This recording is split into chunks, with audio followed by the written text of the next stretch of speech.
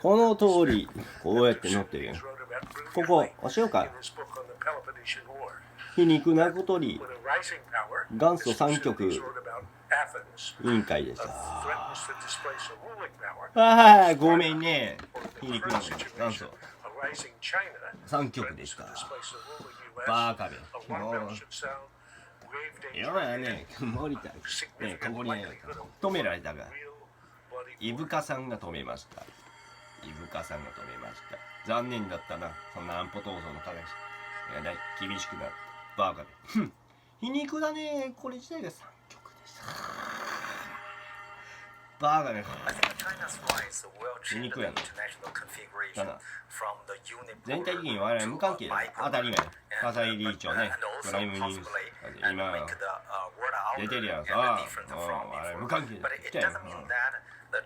反応しないやんか、それ4円までだったでしょ。批判したやん。ボロッカス批判し始めたやん。当時じゃないのに、巻き込みやって。いや、フレッシュプリティ小松優香の巻き込みたくないって言った。俺のことかよ。おい、こら、お前、知ってたんか。小松優香は私のいとこです。男です。ユーザーのアウト、あいつバカよ。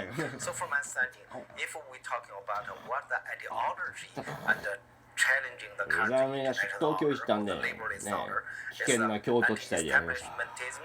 京都地帯なら京都でやりました。びっくりした。なんで京都ね、密集みたいな建物。やっぱりね、動いたいよ。証拠やもんね、やっぱりね、危なかったよ。逆に大阪安全地帯でした。全然激戦区や。さあ、みんな全国、吉本でしたね。吉本工業抵抗しました。やっちまった田中だ。もうやっちまったみんな。ほんで東京進出したのは、あれが大阪に帰って弁償代行。ないやろ。東京に大阪の。なんか東大阪。まあ使ってるからね。場合によってはな。皮肉なことに11大阪。っていうね。バンチみたいな。使う無理やった。あれは高いから。元から我々ね。チコと日本関係が住みと思ってです。だから我々も代行します。さあ、いやいや、試合しげる最初から安保闘争、安保クーデターの加害者だったんで、ほとんど失脚状態で、失脚というか就任してません。ほとんど俺が見合ってますから。現にどうやって採決に行ってました。1957年池田優斗裁判。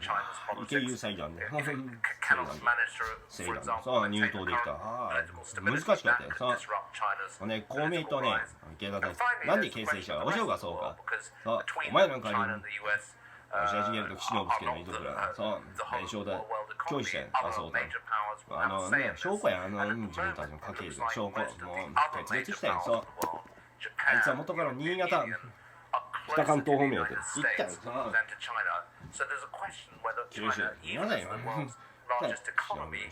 皆さんよ、ほとんど白井さん、吉井さんみたいに皆さんよ、みんないいっす。ごめん、あれ浅尾と栄作池田優斗鳩山一郎政治人脈でさ、もう結成しまったよ。マジ人脈入れ結成しまったよ。合流しまったよ、みんな。深田忍もね、山口組結成できた。亡命弁償代行者。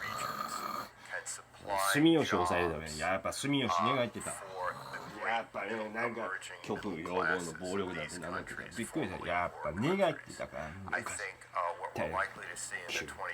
7回でさ、そんな名乗ってびっくりしたさ。なんで三大役なんだっていうと、そら、住吉。加わった。抑えてたんだよね。俺はなんだ。住吉かなと思ったら、そうじゃなかった。住吉。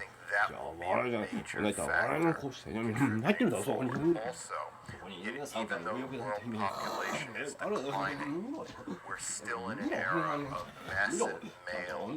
SNS に流れてるから、公安調査庁とみんな流してるよ、これで。はい、もうこういうことで暴対法適用対象になる無理になったことになった。問題になりました。日本の右翼団体規制に関する法律がないってわけだ。破壊活動防止を意外に決定。さあ、日本共産党がね、日本の極左勢力でさあ、弁護士動画を認める。これでね、皆さん山口組の神戸と6代目行動会の社交場面があれさあ、あれ中核派とはね、日本の極左がね、身元保証に来てたよ。そう、身元保証。いやいや、置いて、心配するな。そう、名古屋のワクチンクーデターね。さあ、もう心配するな。司いって、シノボウェブ、連携してやってる。愛知県警アウトって言って、全体県アウトで、もう岐阜県警回ってやって、もう。アウトやって、ユニクロはね、三重県警、三重県警、静岡県警、言ってるのさ。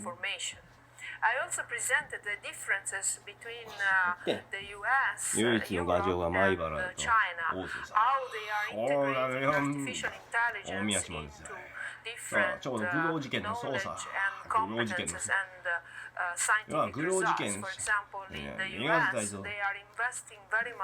グロー、国賠訴訟と声明出さんと。でもグルだって、どうぞ弁護する方針かな。声明出しまったからな。もう残念だ。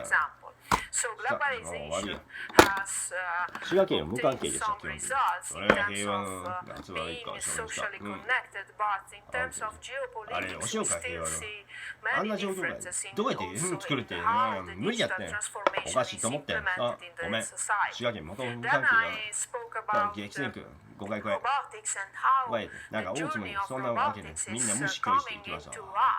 なぜ滋賀県でカザクスタンのね、アルマティクーデターみたいな行う。もちろん無関係やから。それだけ。じゃあ人たちね、こっそり全国展開しました。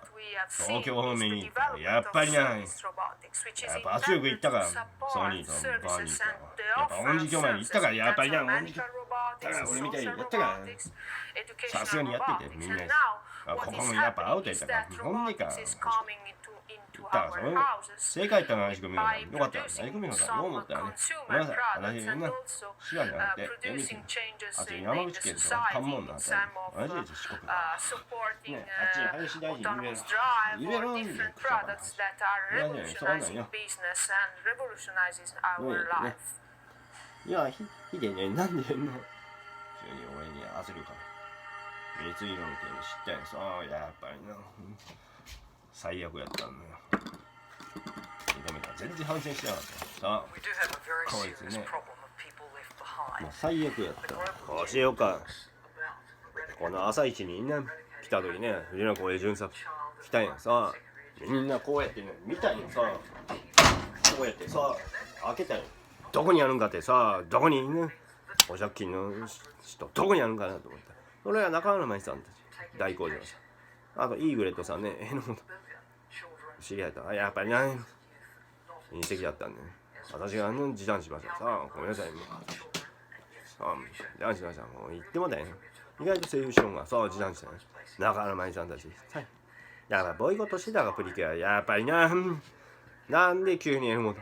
ね、プリキュアに出るの。びっくりしたさ、なんでみんなのとあ、だね、ボイコット宣言しました。さあ、スプラッシュスターで最初4名制になるわ。終わりました。やっぱ女と対立してたら、やっぱ女と対立したから、やばい。対立したから、やっぱりな、肝と多いです。対立したから、やっぱりな。プリキュア派がいる。皆さん、だいぶボイコットしてる。三平優子さんもリーダー格やった。6名だね。全体的にボイコットしました。俺、格やけどで、前田愛さんとね、仙台 A さん。さあ、三平優子さん、ダメって言ってた。伊勢マリアさんと、ダメって言われた。ダメって言われたよ。残念だけどボイコットする。なんで戸松あるか、お前もグルやろこだ。無理やり出演させた。あなたこ隣に一緒に戦うじゃん、声出して、私自身はもう大統領役でもう終わってたの。で追加で収録しました。あの後ね、公開当時ね、終わったで舞台こんなに文句言ってんわ、お前の芸人やんって言ってこれだけもう帰りました。わかりました。ジュリエットはもう黙らした。黙らんかったらこういうところはなぜかというとこうなんですよ。さあ、まあ、たまたま急遽閣議決定しました。少数でさあ、3号大宮神楽将軍が同席力で閣議決定したら軍決定少数で、ね、安全保障担当の閣僚たち全員閣僚少数決議しました。少数決議閣議しました。これで結構やって言ってもう予算採決してたんでもうよかったやん。成立してたの結構しました。皮肉なことは12月の末でした。遅かったよ。さあこの作戦上の間でアメリカがね大統領就任しそれは見送ってんちょっとね、もう向こうも知らんかったんですよ。すまんかったこれわざわざ訪問したよウィナースタック大統領びっくりしたよ。野外にあったこっちなんですよ。やっぱり使うだねだとしかなかったんや。自分の故郷で俺の故郷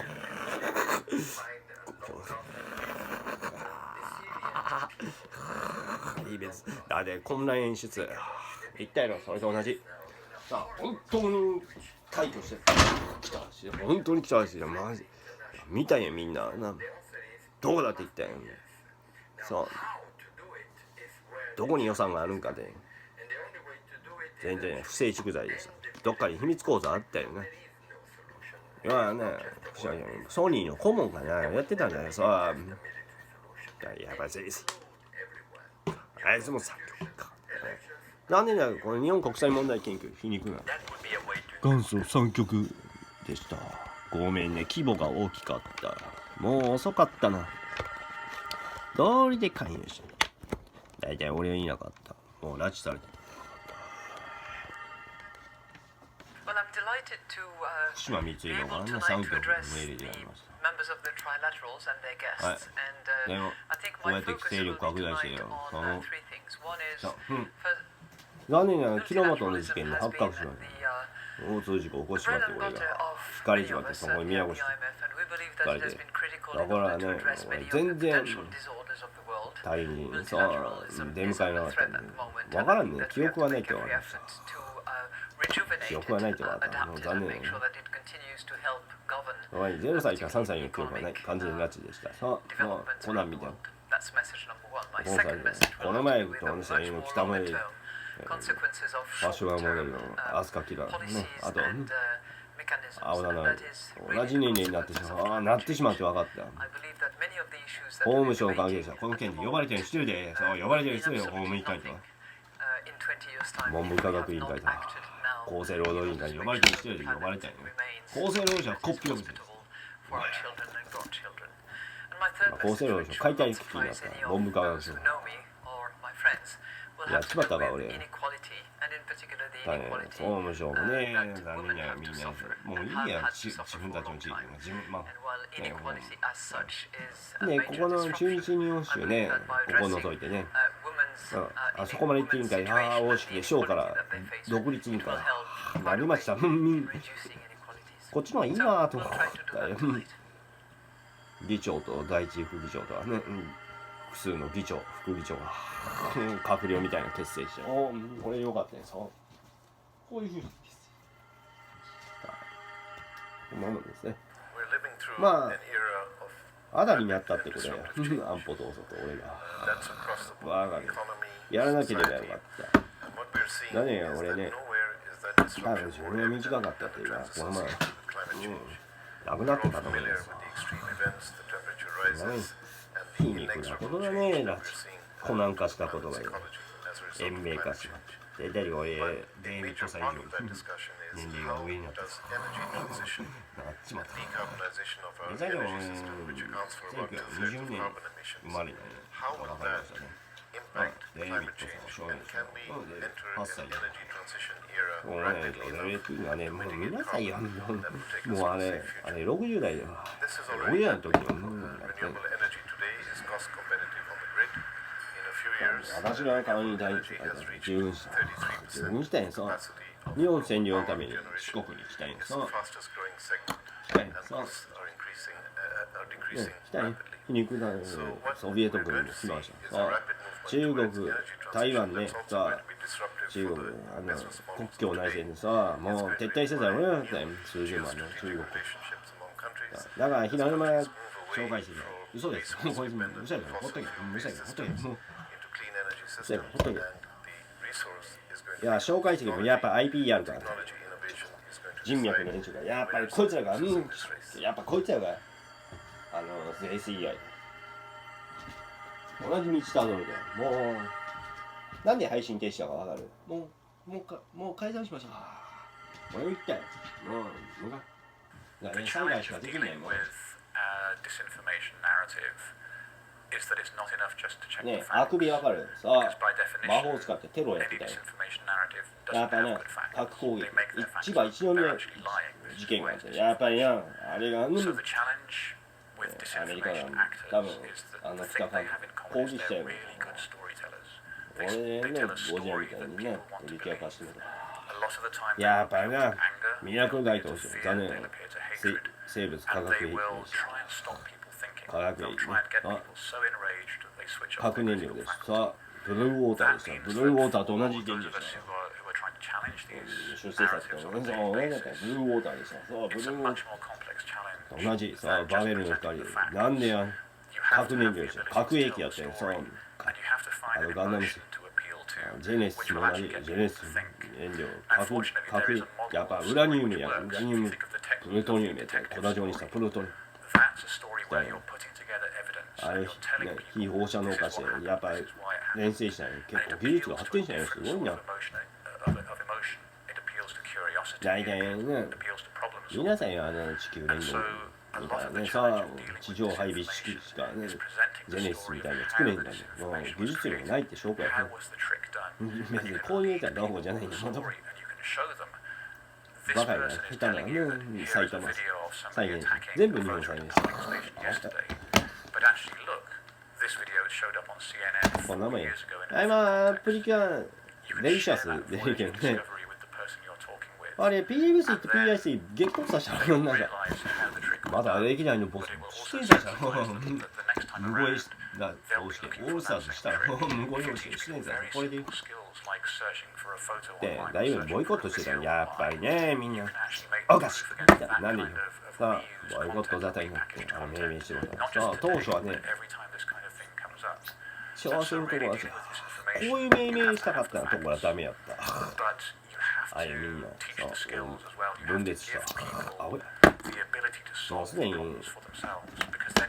プラッシュスターマックスは対立した女とねエモとアスやっぱり対立したねやっぱ対立したやっぱりねファイアのパーに集まっていいかなシン・ゴジラで見事に復活しましたびっくりしたさ回復したんやねさおかげ国内観客の動員数1億突破しました500万が600あれ市場価格で言ったら5000億円でした倍1兆円いくって言われたすごいわ兆円いくって言われたすごいわね何でキングコングはさゴジラですさあ、安保党弁償します。党が弁償したんやさこれで快諾したんやArkhero Retingerね解約したんやさ弁償代行したんやこっそり多分これビルダーバーグで議論されてやっぱりビルダーバーグで議論されたから問題になりましたはいルーマニアと同じだったルーマニアみたいあれルーマニアの安保闘争みたいな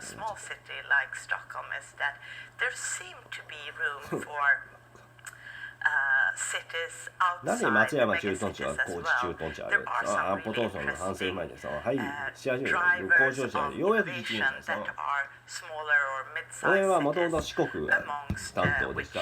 なぜこうなった東京？俺はみんな経済とでした。経済先行に基づいてやってるの。町屋民進会の証明、経済先行でしょ。民営化しようってそう、こんなもん同じ。逆に言うと、なんで民営化にやっぱり水道問題だった多分昔から神のなんかどうかそれで民営化か宮城県で民営化決定したびっくりした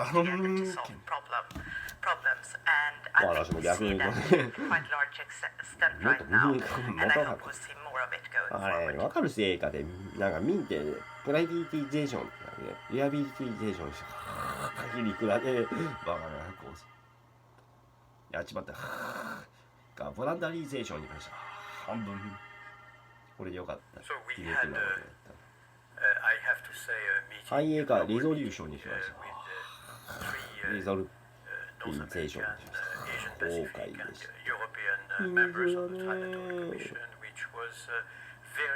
あれとか証拠になっちゃった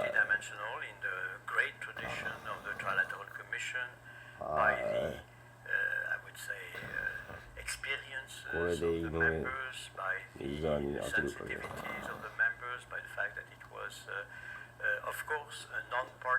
さあどうなるかねどうなるんかねどうなるんかねプリキュアオールスターどうなるんかねこういう対決になるかな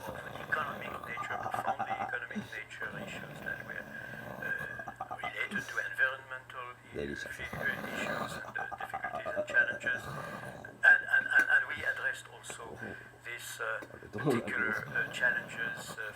どういう対決になるのかねwhich is also a largely multi-dimensional issue. So I think it was really trilateral at its best, and also it was the occasion to confirm some dimensions and orientations of the trilateral and to make new experience to reinforce in a number of domains our, I would say, franchise as the Trilateral Commission. First, let me mention that the Trilateral is called Trilateral because there is not only the new hemisphere, the US, Mexico, Canada, but also Europe and also Asia. And of course, the whole of Asia at a global level is more and more important. As regards new dimensions of the Trilateral Commission, not only we confirmed our own values, democratic values, rule of law, human rights, and all what goes with a democratic society, but we also reinforce and confirmed our values as regards multilateralism, international cooperation in the best sense of the term. We also said that we would like to be more transparent than we were before at the level of the trilateral as a whole, with a new initiative that we took, in particular the idea of having the display of videos to sum up some of the issues that we would have addressed, and also with the idea of making known at the level of the Trilateral Commission all publications, articles, interventions, books that would be displayed or published by the members of the Trilateral Commission. All this, of course, as part of transparency and also as part of being more influential if it is possible. We also have given a mandate to the three chairs to see in which direction we could be more proactive in terms of communication, display of our ideas through various forms. So this is something which we consider very important and is one of the major conclusions of the Trilateral Commission which took place in Paris.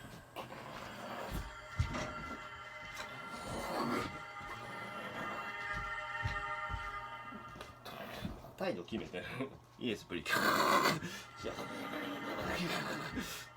Hello, I'm Megan O'Sullivan. I am the new chair of the North America group of the Trilateral Commission. I wanted to take this opportunity to say a few words about the Commission and about our future. As you may know, the Trilateral Commission is a storied institution, an organization with 46 years of history of having an impact on big ideas, on bringing people together across different sectors and across 3 different geographies, that of North America, Europe, and Asia.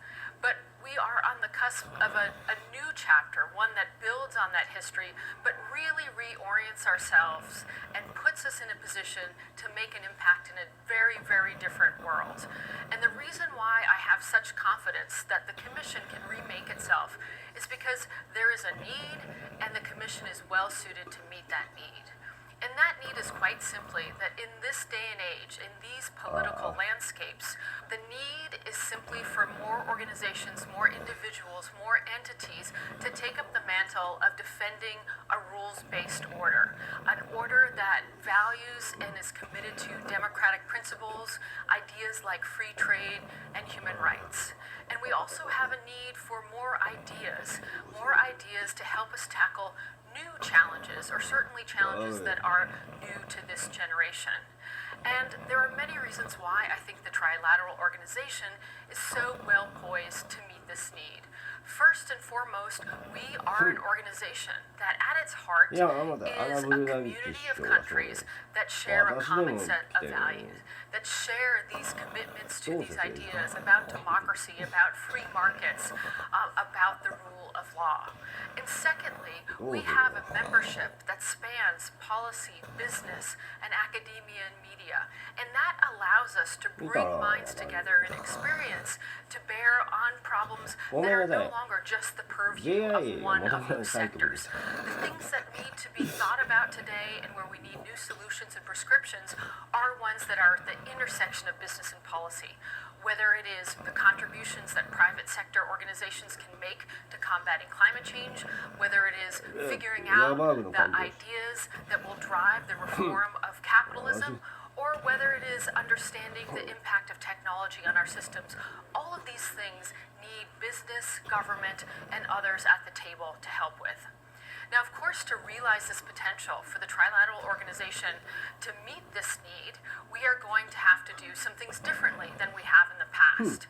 First and foremost, we are going to have to recognize, as a group primarily of democracies, we need to spend some time looking at ourselves, looking internally, saying what's happening with our own institutions, what is the health of our own institutions, and how is that situation affecting our ability to cooperate across national lines and deliver global problems to pressing global solutions. So we're spending more time talking about things like populism and the impact of technology on our own societies. Secondly, we've got to think about impact differently. Traditionally, we're an organization that has had impact based on the very nature of our relationships. We're an organization of people who have close ties to national governments, and often the ideas that we debate in private inform our own perspectives and inform our discussions and deliberations and conversations with people in positions of power. That will still be true, but today we need to think about having an impact on the broader debate. We no longer live in a world where governments are the only ones that can influence the future. In fact, increasingly, we have to think about other entities as being the real engines of change, and be that corporations or universities or even individuals. We need to think about how to shape the conversation, how to bring those groups in, to have investment in and commitment to solutions, and we need to move ahead whether or not we're able to get our governments to agree with our prescriptions and recommendations. So in short, it's a really exciting time to be part of the Trilateral Commission. I'm deeply honored to be the new chair of the North America Group, and I look forward to working with all our members and my colleagues from other regions to realize this vision. Thank you.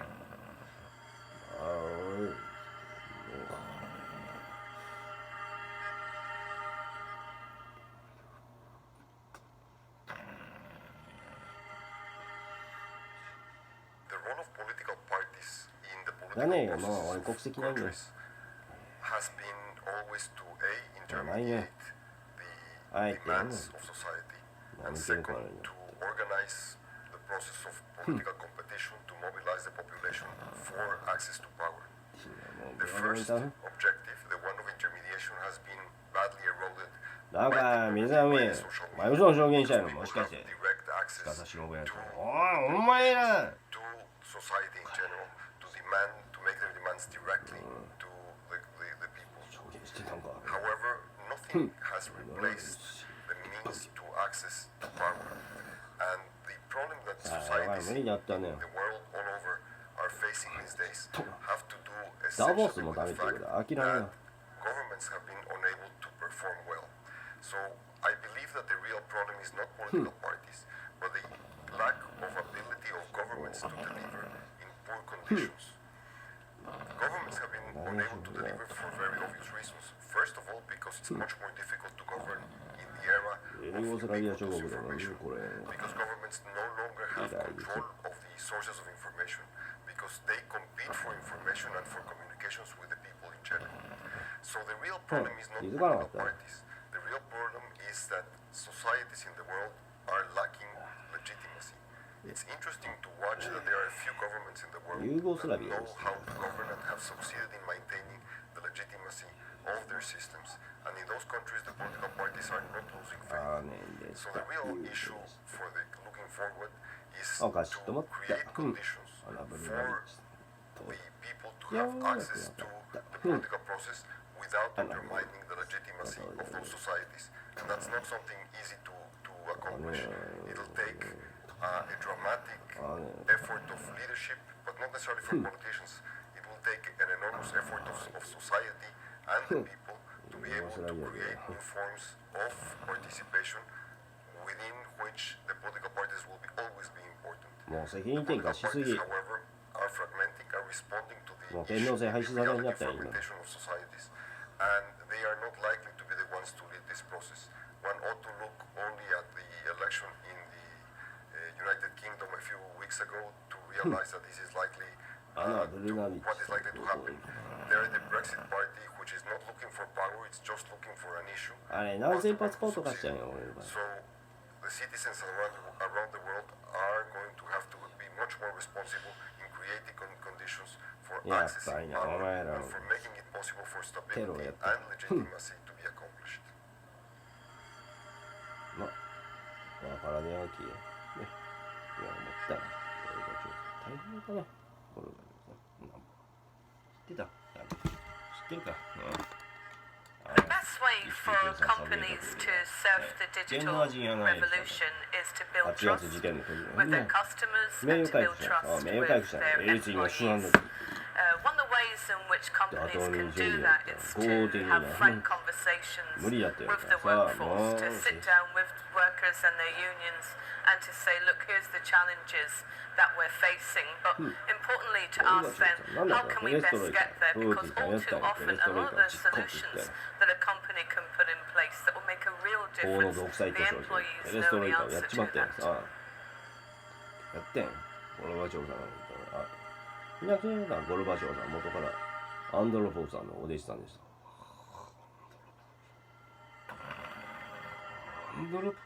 Multilateralism is not only the best, in many cases the only way in which you can deal with global issues, because we're dealing with global challenges and therefore you need global solutions, you need multilateral solutions. They take a little longer, yes, of course, but once you get it, then they will stick around for longer, and you will get greater ownership, and therefore you will tend to have more effective solutions. The other way is that, of course, unilateralism is always about who is stronger in a bilateral relationship. And therefore, by going multilateral, what you do is you balance, and all the opinions count. Of course, you always have the bigger countries speak louder, but the differences are less. And also, of the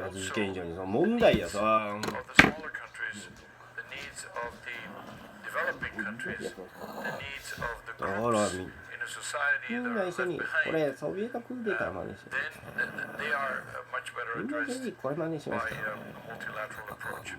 So yes, 現にアメリカ軍介入 today した we need お multilateral いやっちまったらいい more よ than ever いや い before. やトルコもやってるからもう俺もやってるや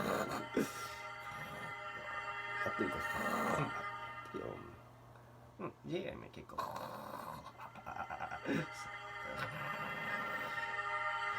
We have just concluded the meeting here in Stockholm of the European section of the Trilateral Commission. I think it's been a great meeting. I think we've been able to have a dialogue on a lot of the issues that are of concern to all of us. Where are we going on the climate issues?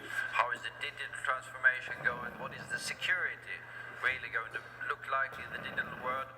Where is Russia heading? What are the Americans up to? What will be the consequences of Brexit?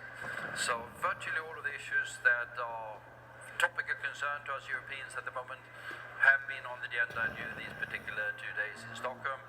And then I think we have also been enjoying the company of this very diverse and very interesting and increasingly young group that is the Trilateral Commission Europe. ね、パスタリも今でもそうやで久保田体制に行こうかな I suppose the question we're all asking is, will the Brexit saga ever end? After 3 years after the referendum, and the British still haven't decided what they want to do, and they're now in an election. I suppose that the answer to the question depends on who wins the election. In order to try and カナダ answer の王さん知ってましたその you have 報告だけ実際に Mrs. May's number 2 in the last government, and who chose not to serve under Mr. Johnson, the current Prime Minister, and he's going to tell us who's going to win the election and whether that's going to bring things to an end. And I'm going to disagree with whatever he says.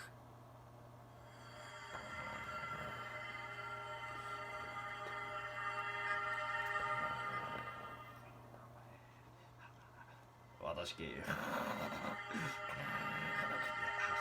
なんか Technology 今 is 日は not 大 a きか threat った to ね democracy. I believe that technology can enable our democratic principles of freedom of speech, freedom of assembly, and really freedom of information so that we can make smart decisions about how and where we want to take the future of our countries. I think we have to be mindful of how technology can be used against us and educate our citizens about those risks. But I think that technology truly is an enabler of our society and that we should continue to embrace it, not refrain from it.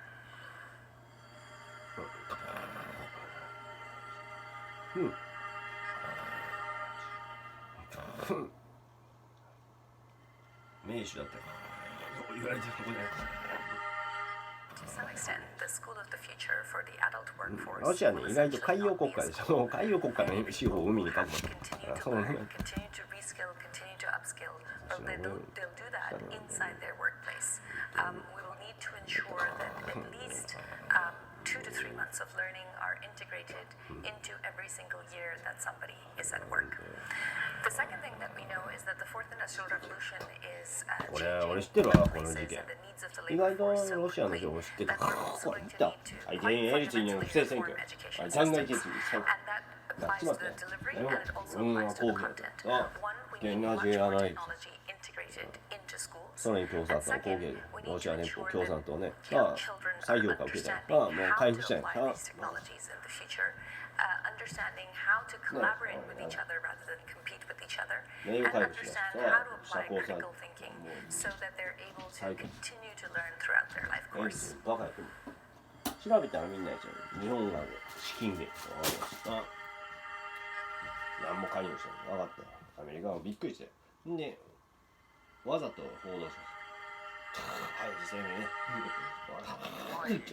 Do we have so many unicorns up here in Nordic countries, and I think 何 especially 年 if だ you けど look こ at の Sweden and JIIA 日本 Finland. 国元祖 Estonia, 三 of 極で course, し in a た class of 三 its 極 own. です最後 I が think 三 that 極 it starts with fantastic education. We あ really れト have ルコのね a foundation of 国際戦略 education here in Nordic countries that doesn't 政 kill 策機関ね initiative, こ doesn't こ kill そうか creativity. あ And of course, that is でしょう what か it JIIA takes to be an あった entrepreneur. ね Creativity, you need to be able to take initiative. So I think that's something that is really enabling this whole thing here up in the north.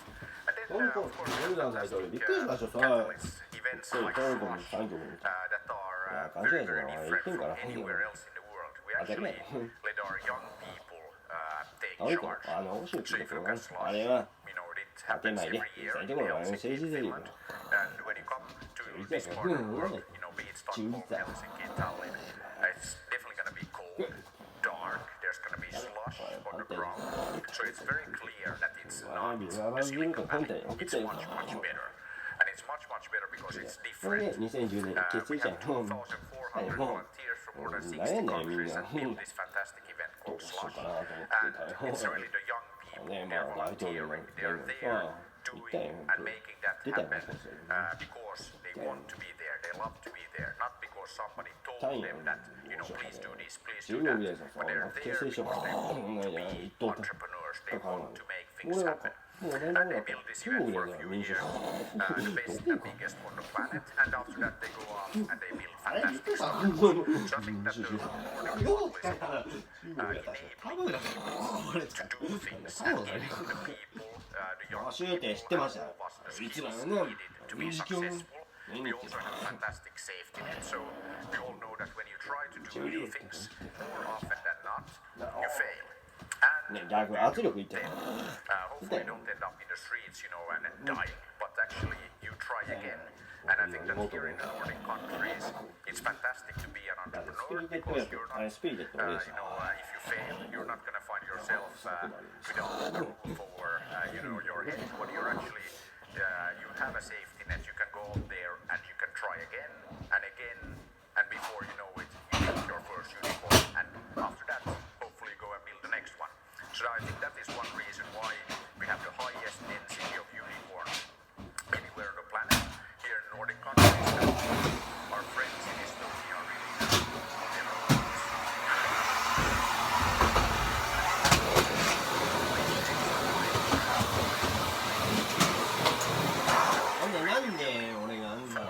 That's more than 10% of the unicorns in Europe actually. So the rest of Europe needs to get its act together. And then I think that if you look at this unicorn per capita, in China they have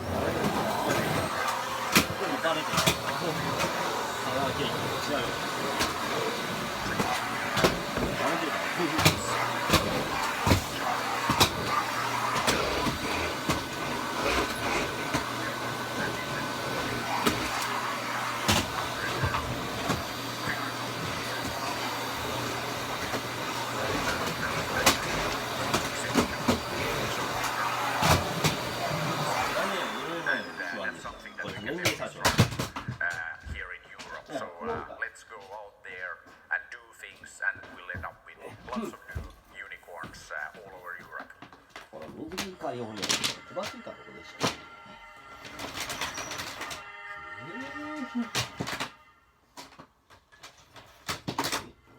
何件でもう見て証拠だけで。For us in the European roundtable, which gathers the 55 largest companies, most important companies in Europe, Europe's competitive is absolutely key. The world is changing. We see lesser of continued work for free trade, more protectionism growing in both East and West, and we as companies, we realize that we will not be long-term successful unless Europe is successful. And there are a few challenges that really stick out here. First, it's digitalization. The world is becoming digital through artificial intelligence and through the rollouts of 5G. This opens up for huge opportunities in every single part of society.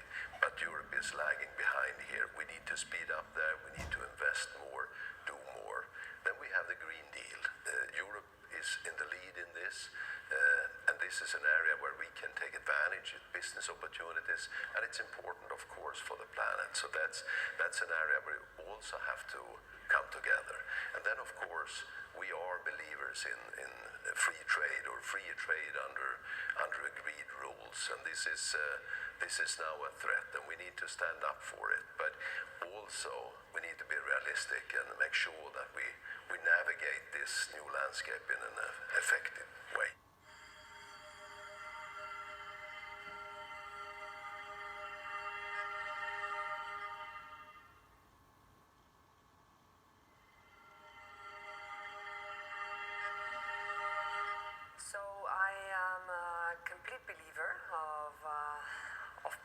policy and the power that it can have in moving the market. I believe in strong states that can send the correct signals to markets to move in the direction we want. What states can do is actually to promote the good and tax the bad. And states are there to promote the greatest public good. I have experiences in many, many parts of the world where bold and clever public policy has actually ramped up industrial competitiveness and the growth of markets, in particular renewable energy markets. I can state the case of Latin America, of several Latin American countries. For example, in the case of Mexico, in the past few decades, bold policy in giving a clear vision as well as renewable energy targets and leaving the markets to set up the prices was and drove the lowest solar price for renewable energy in the world in 2017. You can count that example and many other examples where bold public policy has actually アメリカ大統領中心に2番目の大統領ホームアローついてる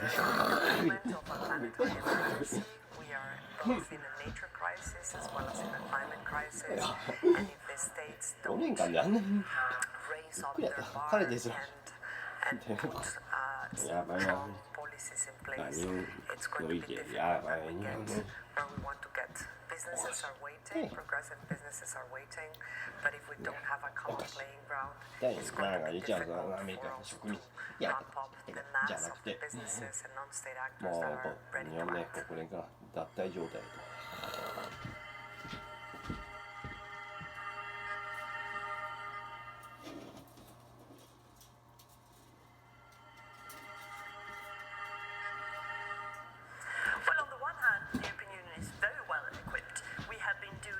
と 俺はね、まあ、女居所に圧力かけるために出演者ちょっとな、いたからね、俺、80分ぐらいの映画のそしたら、なんか、たったかね、たった5分しか会話してない。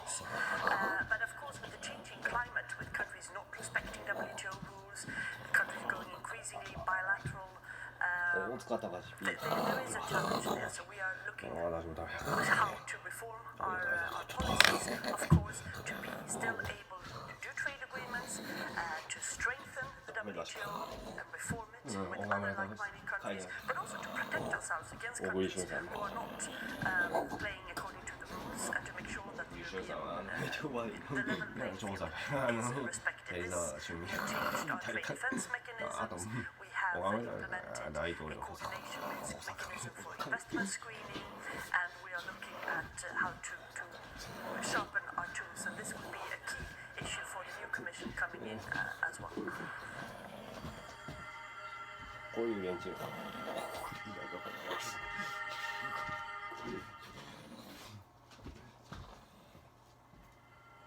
When will it all end? Brexit. I think the truthful answer is that we will know with the general election on the 12th of December the time to complete the first chapter. Either Boris Johnson will win, in which case Britain will exit the European Union on or about the end of January 2020, or alternatively, if there is a majority for the opposition parties combined, then there will be a second referendum in the middle of next year. But the trouble is, neither of those outcomes is going to settle things definitively.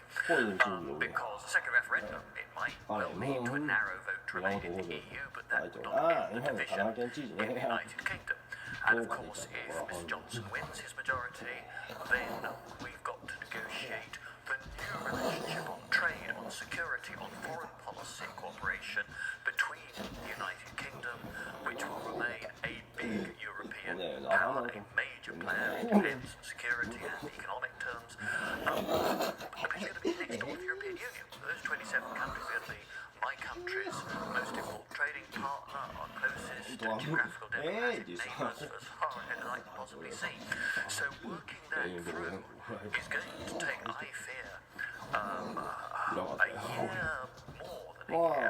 underestimate. And I think there's a real responsibility both on UK political leaders but also on EU political leaders to get this right.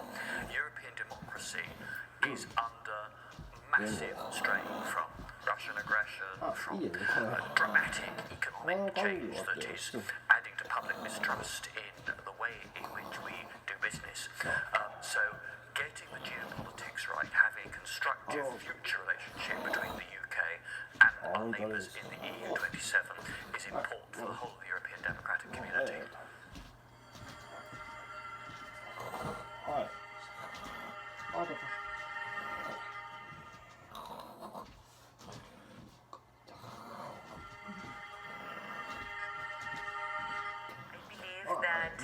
Gamification and game-based learning indeed is the future of lifelong learning.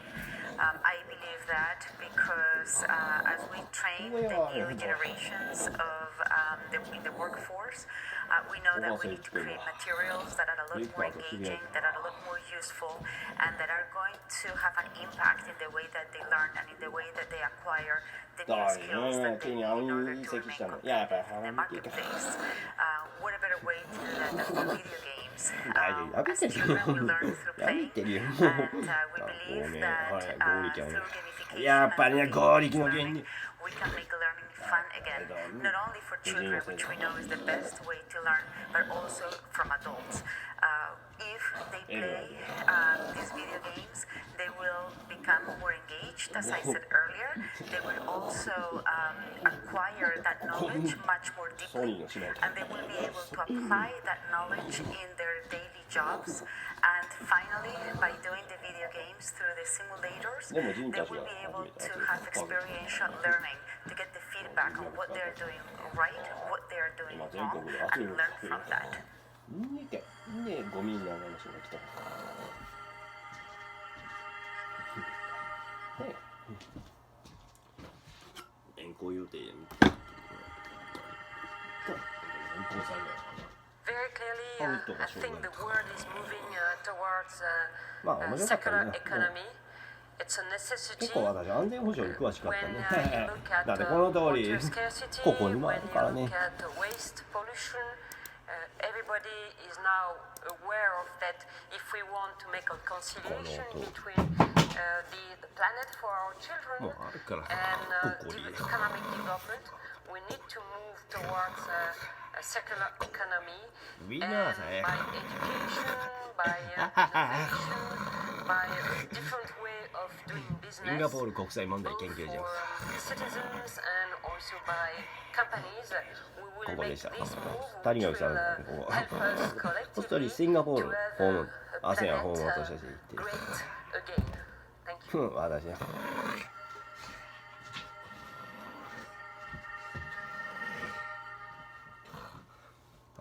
私さよからね何を買うのどこだと思ったこれミャンマーシンガポールやっぱりシンガポールがすごいよすごいねすごいよみんなそう Digitalization means that people will be able to consume entertainment wherever and whenever they want. And globalization means that that opportunity will be given to people around the globe. While there's some concern that ここはいいんです要はこの格好 dominate the future of the entertainment やっぱ経済のがさ意外とみんなやっぱね慣れたい子やっぱりクーデター失脚したやっぱり失脚したから and when you think about a phenomenon like ああやっぱりuser generated もう立ち去るじゃん these are レッティンガー forces. Some ティンガー of はい日 digitalization 本 has はい allowed the falling of distribution barriers. So not only これ is ボスムでしょ production much easier, あ but the ability to なんか distribute it 兼業者 is much easier. 彼 And ビ we're ジ really ネスとしてい living て in the golden age of もう entertainment with 誰本 many 人 more マネージャーって言 choices って than ん we have. And that also means a greater democratization of もう ideas. こっそり廃墟 And クーデ again, タ all this is happening 廃墟クーデターやっちゃうあえて大してねだから不満の原因もやっぱりねヒデさんと塩さんとやっぱり音磁鏡がこの通り大根ねそうまだ移行期間結構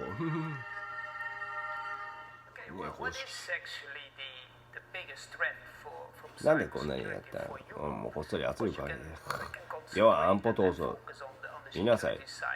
この後皆さんきつかった安保闘争時期ああまだ続いてるどう説明するの？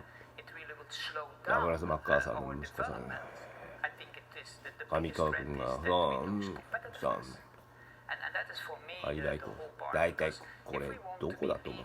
別のところに今ねこれで分かる通りさ実は俺もいた俺のおかげです上川君俺さおかげでさこいつはパペットおかしいのねここに日本国内閣総理にさなかったもうこいつは首相じゃありませんって意味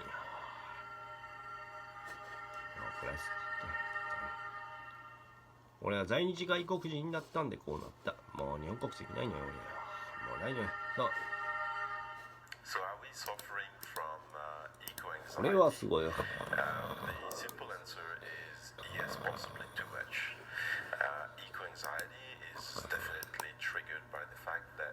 の通りロシアでも公園って変だ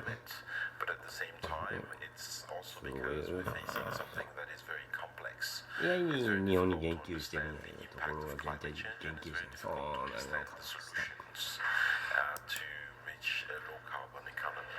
So in the world of investment where I am, what I see is that those who are actually acting every day to invest in climate change investments and low carbon economy investments are actually less susceptible to eco-anxiety because they can see the result and the impact of what they do. But really what is needed to decrease this anxiety is more examples of impactful investment, change of behavior in society that would actually bring people to less anxiety.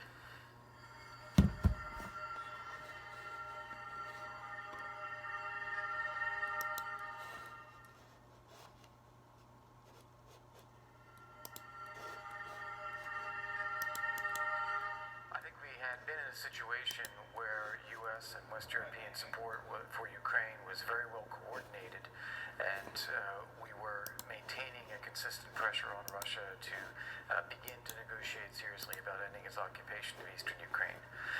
Unfortunately, I think now the impeachment dynamics in the U.S. have really knocked U.S. policy off the table. We don't have the people, we don't have the engagement, we don't have the same focus. And as a result, I think that takes a lot of the pressure off of Russia to negotiate. I'm hopeful that as we have a Normandy format summit, possibly on December 9th, it may take a little bit longer, that can retain some of that negotiating dynamic. But I'm afraid that right now the situation is much more difficult for Ukraine than it should be. アトランティックカンズやっちまったよやっちまったやっちまったかやっちまったかみんな What is the role of civil society in modern Russia? I would say it's a very important issue. Why? Because in Russia, political competition is limited, there are no real opposition parties, so the society stands up to the autocratic regime through organizing itself, through building trust, through providing public goods that a corrupt and inefficient state cannot provide. And it's not just protesting corruption, it's not just about asking for democracy and rule of law. Civil society today is working on helping the poor, helping the disadvantaged, fighting domestic violence, promoting gender equality, defending minorities. So this is actually where the European future for Russia is. And luckily, with the new communication technology, with internet, it's easier to organize itself, it's easier to inform itself, and it's easier to promote change, creating new Russia that eventually will become part of Greater Europe. 残念でした。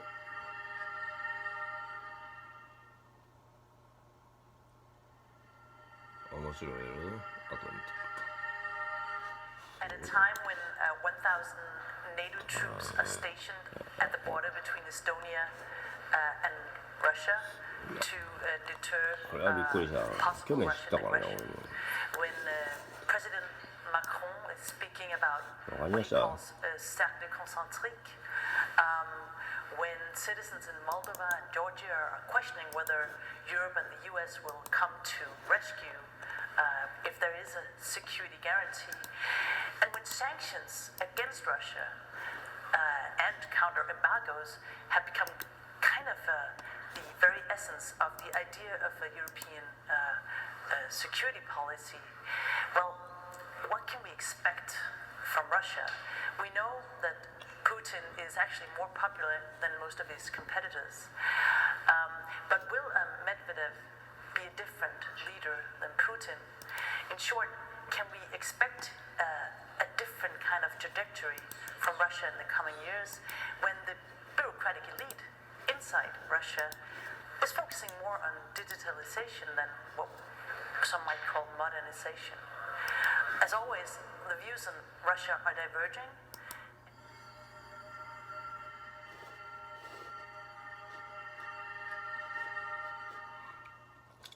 さあ、俺のずっと前からやってたよな。やったね。合心先生、日本に元気にしてくれて。 Developments in these last few years おお。 are showing us that the strength of the EU relative to individual countries is not constant over time. I believe we can say that the EU このチャタムの子、なんか strongest 聞いてんじゃ俺。俺がなんかだったら、すごいね、それ。この家の60年間で決定力拡大して。ああ、俺の件はいいね、しかなかったね。It tends to follow the suggestions and the prescriptions of the EU as much as possible to make progress. And that is the moment when the magnet effect of European integration is really great. And by the way, has induced countries in the past, if we think of the Balkans, for example, also to establishing better relations among each other in order to qualify for membership of the EU. Then the problem is that sometimes relative vis-à-vis member states, the EU is not so strong in terms of leading them to respect its own rules as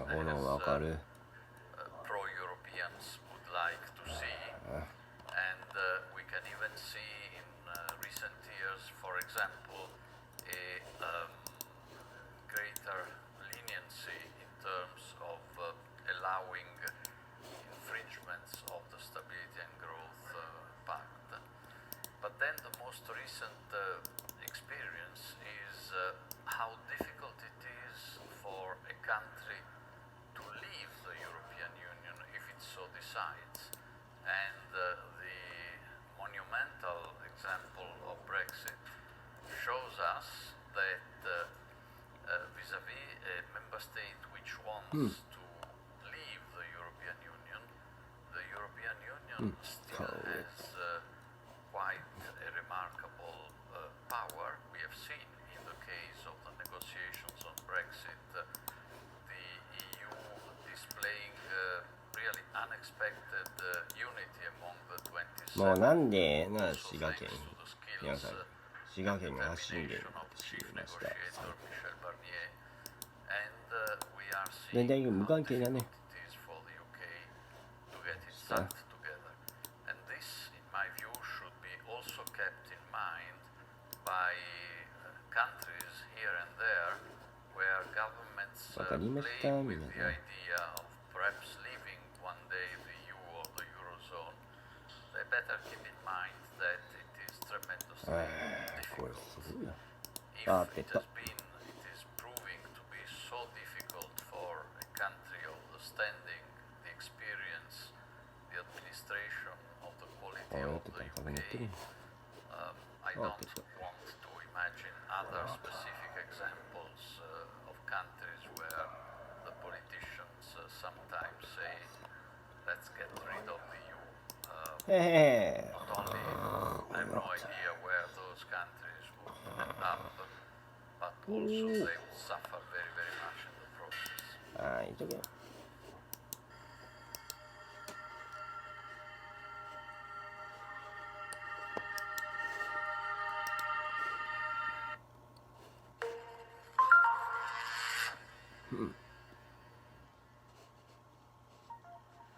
When one thinks about the 2015 migration crisis, it is true that we have gone a long way as a European continent.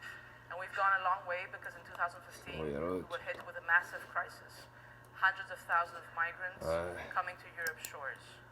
And that is not the case anymore. It is true that the overall numbers have decreased. But is that enough? Is it enough to just look at the overall numbers? Or should one also focus on what's happening within each EU country? And I say that because there are certain EU countries, such as Greece, such as Italy, such as Spain, which have taken a far greater hit than others when it comes to the migration crisis.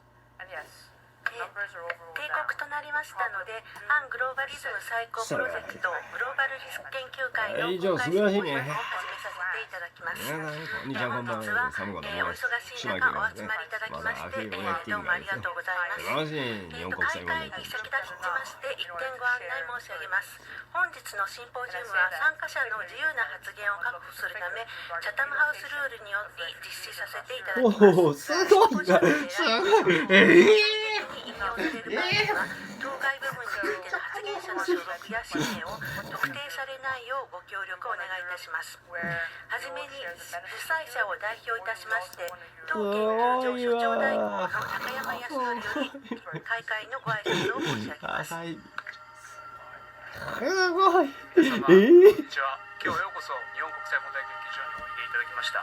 本日は先ほど司会者からご紹介ございましたように当研究所のですねグローバルリスク研究会によります中東情勢についてのシンポジウムを開催させていただきます。改めて私から申し上げるまでもなく中東情勢は、控えめに申し上げても、不明の度を深めているということが言えるのではないかと思いますけれども、今日は第1部においてですね中国とロシアの海中の政策という切り口から第2部におきましては中東の主要国具体的には自分のイランでございますけれどものロシアないしは対米政策についてですねそれぞれの専門の先生方からご発表いただいてさらには会場の皆様of a European army is actually a useful vision because it is good to know what the long-term goal might be.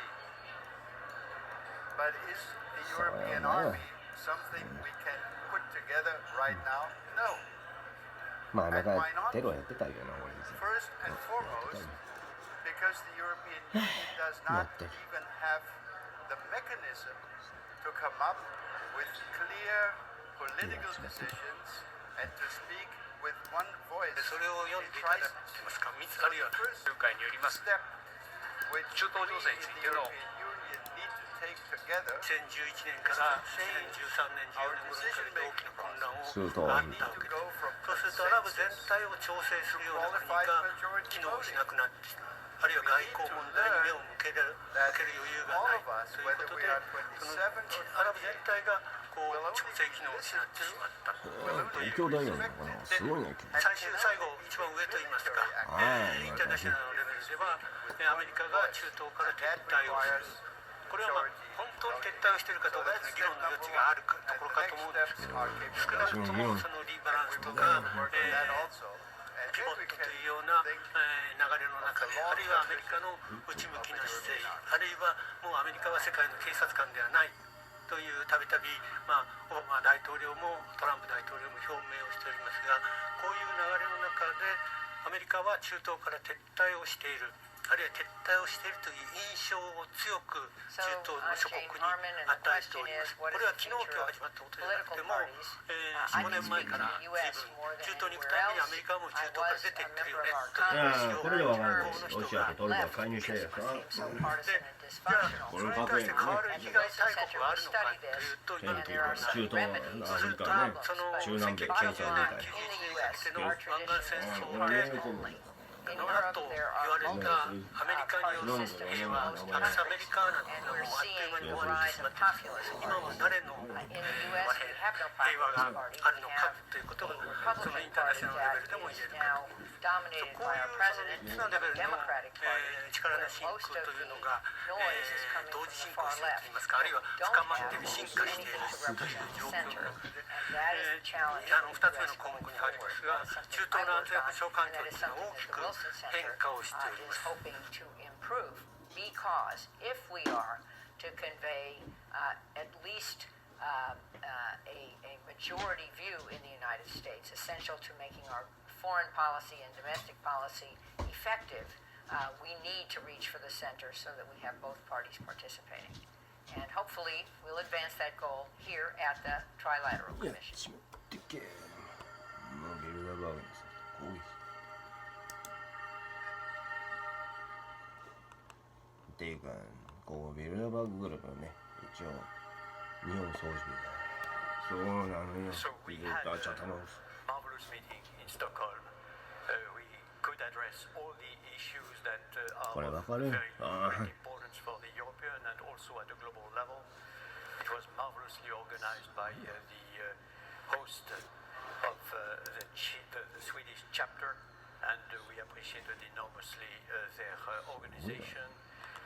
All the panelists were very, very stimulating and はい interesting. これレッティンガーに Many provisional conclusions are coming from this meeting, 要はジョリーさんの including the fact that the European wants to be more assertive, perhaps, あ than れジ they ョリ were ーってどうしよう before か in many ジョゼフ・レッ domains, ティンガー including の the ベルファートレイ digitalization ライフ・ビースターフェル platform ト at a global level, including industry and 知らないで research しょ皆さん and ここ services 人 at a 間 global で level. This idea that ここ the だと Europe 思った as よ a whole セイレス・ア should イ be レス・セミナコ again ン more present in the global 軍人 conversation NG came です very much 軍 out 人 of NG this meeting, NG which was again very comprehensive and stimulating. But you will see that in the various まあ以前からやってたよ video な perhaps that と you 思います you would like to おか see. しい Now I have to give you a new rendezvous.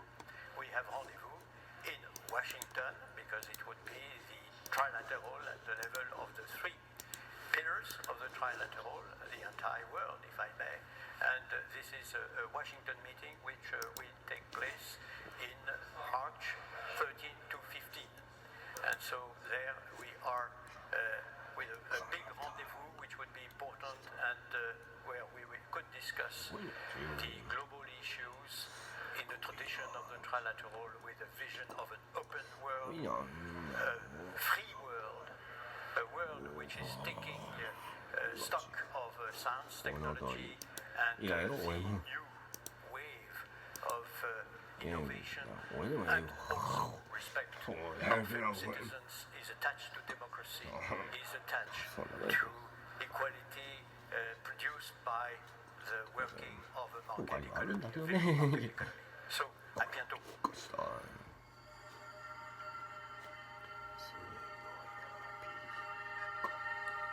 すごいねさすが皆さん I think that the Oh, no, relations Jolie. between Russia and the European Union are in the stalemate right now. 古いんだよね There has been no major movement in either direction since the European Union accepted the so-called five Federica Mogherini principles almost 4 years ago. Both sides apparently believe that time is playing on their side and they can sit on their hands. 新浪委員長は何しに行ったか分かった発信源突き止めた I よ think that on 滋賀 both 県 sides 庁 we see more and more fatigue がめたいね and more intention to start gradually rebuilding these バレ relationships. てたよ I do hope that if the Normandy summit in France turns out to be moderately successful, we might see new openings because, of course, Ukraine remains the major stumbling block on the way to better relations between Moscow and Brussels. If we're able to create at least some positive dynamics there, it would be easy to proceed on other issues where Russia and the European Union have common interests.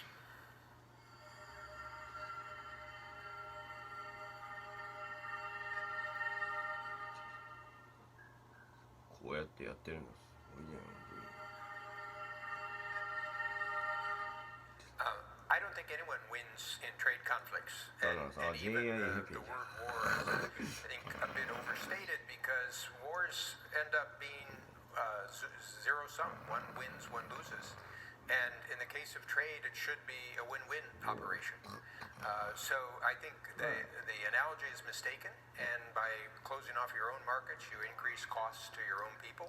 In the United States, about 50% of imports are for commodities or intermediate goods, so if you raise those costs, you raise costs for manufacturers and consumers in the United States, or same would be the case in Europe.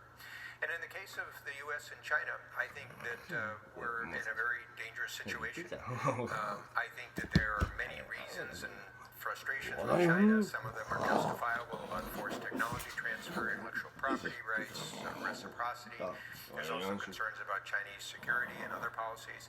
But I think you can find allies within China on a number of the trade issues, and you actually want to try to keep pushing both sides to a rules-based system. So I think that the path that we're on with China has led to more of confrontation.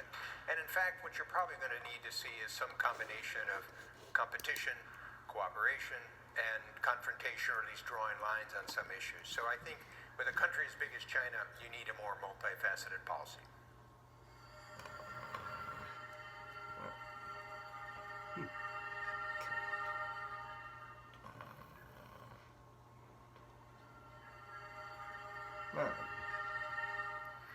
I would say that the characteristics of a Nordic education system is that, first of all, we have a very inclusive system based on public funding where there should be a room for all. I think students are taught to think independently, a lot of critical thinking, and also quite a lot of creativity baked into our education. I would especially commend the Finnish system where they put their best teachers for the youngest students, and they use a lot of resources in preschool and also first to third grade to ensure that the children are best possibly equipped for future learning. And I believe that that's the best investment you can make, is to invest in the kids when they're really young, so you lay the foundation for their future learning.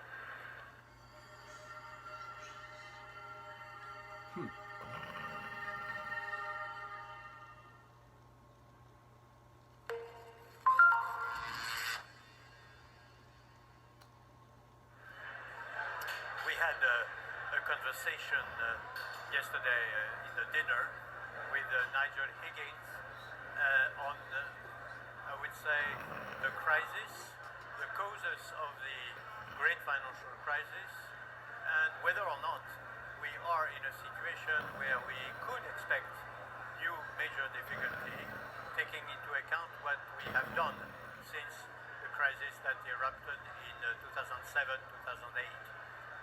I have to say that the questions which were asked by Nigel were very, very stimulating. I could embark on explaining that, in my opinion, it was very much a multi-dimensional causes that we had to cope with. We had certainly the over-indebtedness that had accumulated from year 2000 up to 2007-2008. Approximately 25% of the global GDP as an additional public and private debt outstanding. That was a major cause. Another cause was the new emerging properties of the new global finance system with the impact of technology, new IT technologies, and globalization. And amongst the properties, the emerging properties that I could witness myself when I was president of the ECB in 07, 08, 09, 10, 11, was that the contagion was taking place extraordinarily rapidly.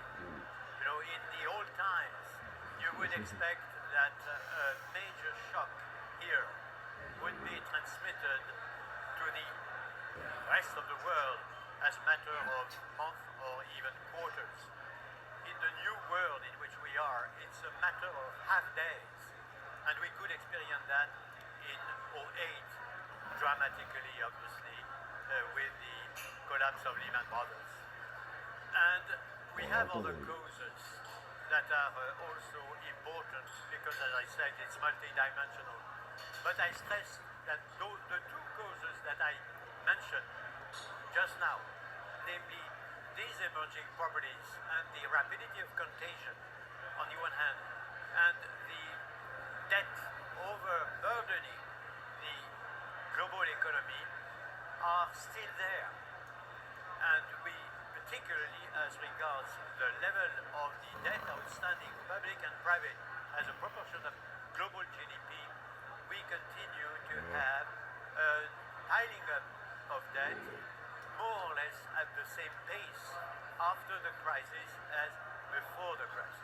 And this is worrying, and it calls for extreme vigilance, obviously, and hard work to complete all what we have done and should do, again, to prevent the new crisis, and if we have new shocks that are very difficult to predict, to prove resilience in the new environment which we will have to accept because we have a recession in the US and in Europe, or because we have geostrategic events that would be very, very shocking at the global level, or for any other reason.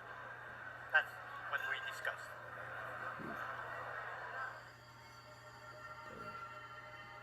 これね、何の対応か。まあ、クリンゲールに。その、もうクリンゲール。いや、大変ま。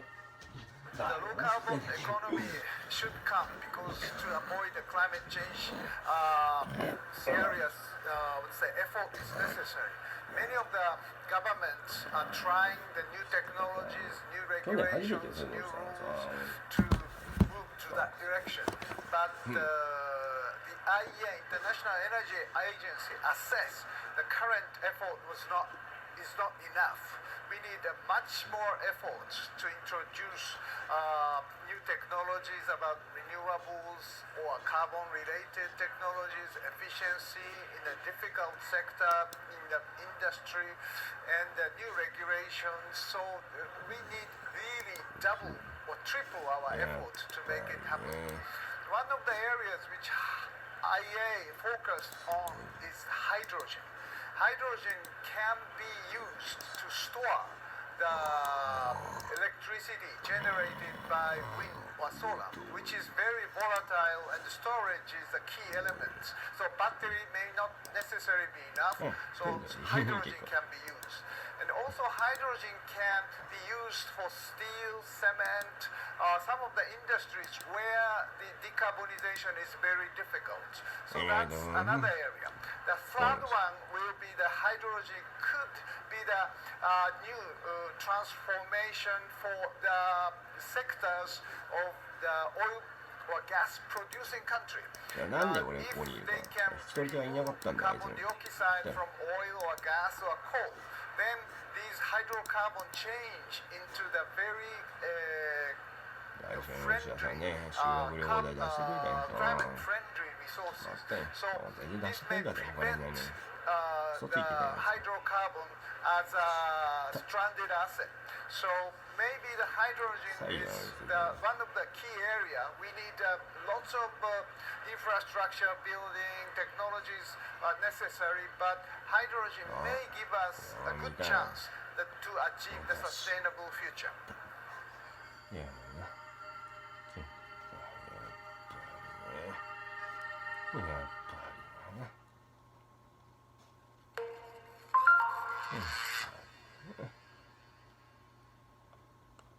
What can we do in order for democracy to survive?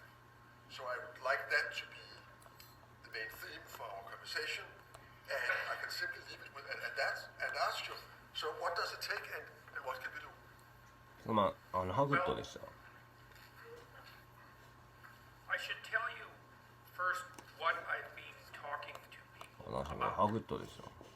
So, my wife and I have been on 100 city tours since January.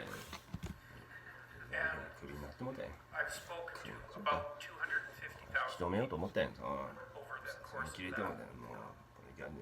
In Australia さあ、 and の New 子にも Zealand, さ、お前、 US and Canada. じゃあ、何これ。ここ Some in に、 Europe, あの子らの。 Scandinavian countries. I'm coming back here in March and こ April とを宣言して、北アメリカと to ね go、through なんか、 the South and 見 the 送ったり East. さ、 When I speak で、 to さ、 audiences, I always watch people one by one びっくりしたんだ。 because I never speak 構 to 成 the なんだよ。 crowd. And I always listen to the いや、 entire オールスター audience ですよ。だ because けど what さ、 I'm trying to これ manage when I'm もう、 speaking is to put everybody in the same place so that there's dead silence. Because if there's dead silence, that means that everybody's concentrating on the same thing これ私も言っ and たね。 everybody has come to a collective agreement that that thing is of 大体これどこでやったんだろう。 substantive importance. これね、四国でした。 And 東洋はね、やばいな、四国。 reliable means of silencing an audience of 2,500 people, regardless of where that 四 is 国の from メ the ンツを world, 手配しました。うん。 is to make a 名古屋 strong の時 case 知 for ってましたね、やっぱりな。脅され the た。 relationship between 石川和樹市長だよ。脅された。脅された。やっぱ脅されたから。 meaning 友 and 近さんもやっぱ脅 responsibility. されたから。あるからやっぱりな、ちょい。 The case for suffering, I think, is quite obvious because one of the things that I point out to my listeners is that life has a tragic element, and we all are あ、それに。 aware of that, and that we're subject to that as fragile and finite creatures, and that that tragic element is amplified by the human proclivity for malevolence at a psychological level and at a social level. And that's the reality that we find ourselves confronted with eternally in some sense. And that the proper antidote to that is not the pursuit of happiness, and it's not even the existence of the individual rights that are だって説明する part か of the substructure of democratic Okay. society, but 私無関係じゃけどさすがにその委員長でもう検証してるんだ for those preconditions, ここで and then working to rectify them. よしよし The, あ and the corollary どう of する that is that it's almost Information. inevitably the case that people find the meaning that sustains あ themselves や through ってたよ suffering, あおかしいと思ったさ enables them to あ be motivated sufficiently to 襲われた constrain their own malevolence is to be found in the adoption of responsibility. And it's surprising that 何ね福島君にこうしてここぞ has that much weight, 俺野宿 let's して say, and that little さあ行きたい frivolity, 冷凍保存してたよこの滋賀県にいるよ let's こ say, こ in で that. そうだよこいつらって Silence is ことをこいつが言ってたよ can democracy survive? Well, first of all, if you あ ask 分かってん a typical person in a democratic society whether they would like it to survive, you're going the resounding answer to that is going to be yes. 辰巳君君追放 People され who たの知 are ってる working to undermine it are あの the 2008 tiny 年の時に radical 追 fringe 放されたから on both ends of the political distribution, let's say, with a disproportionate amount of exposure and power. And the people in the middle are lost in some sense without a uniting narrative. And a huge part of the narrative that has united democratic countries since their foundation isn't the doctrine of rights. And it's not the doctrine of individual happiness. It's the doctrine that the individual is the sovereign foundation of the polity and maybe of the cosmos itself, which is something that I happen to believe, given the important role that consciousness plays in existence itself, and that it's useful and necessary to call to people to remind them of their responsibility as sovereign individuals. And so I'm encouraging people to どうぞ to develop a vision for their life, to adopt Well, full well, responsibility for themselves in a manner, and not in a manner that pertains specifically to their narrow self-interest or happiness, but to something that's much broader in scope, to think that each person should take on the voluntary requirement to take care of themselves, but also their 全然あったこともないよ。 whatever you do impulsively in the present merely means that you 詐 sacrifice 欺 yourself や in った the よ。 future, and that's not だ a からな、わかんない。 sustainable or intelligent 圧力 solution. あるじゃん。黙ら And し you た want to take on 恩慈教に圧 responsibility 力あ for るじゃ yourself ん。黙らし and your future selves in a way that's of maximal benefit to 裁 your 判で俺 family. 圧力あるじゃん。 If you can manage 市が that, 教 and 員 then 経由で圧力 perhaps ある if じゃん。 there's something left over in terms of よく行くんやって。 ability, then you can do both of those things in a way that maximally supports and serves the どこ行 community. くんやって。 And for many young people, あ that's something they've 滋賀 never 県警 heard. 察本部アウトやったわ。 Is that we've made a いや very bad 全然 case 謝罪声明出してん to から。 we've made a very bad 恩慈教 case, 謝罪 all of 声 us, 明 I 出 would してん say, から。 that each of these people, each 出さなか person ったってことは has that sovereign 世界と戦争するっ responsibility, てことやな。 and that if they adopt it, that actually JIIA constitutes 含め something た of, な。 of singular 全加盟 importance. 国と戦争するってことや And that's an old religious それは idea ない。 in some sense, that each person has a それはないな。 soul 俺が口だけを見圧力かけてるんや。なんであいつ警察呼んで is たよ。 somehow a center of reality itself. いや And that お前や that ろ。 needs to be 原稿にした。 manifested in life お前殺 itself. 人罪やぞ。 And that if it isn't manifested, then something of tremendous value is not brought forward. And worse, これは and this is the end of the case, let's say, 黒組織 and だよ worse, ね。 to the あれやっぱ degree り that 長 that's 野 not とグルー brought とか forward, 俺 then とグルー something hellish moves in to take its place. And people understand this sort of thing a lot more clearly than you might think Yeah. if you explain it to them as if they might understand. And then it gives them a series of purposeness that straightens out their life.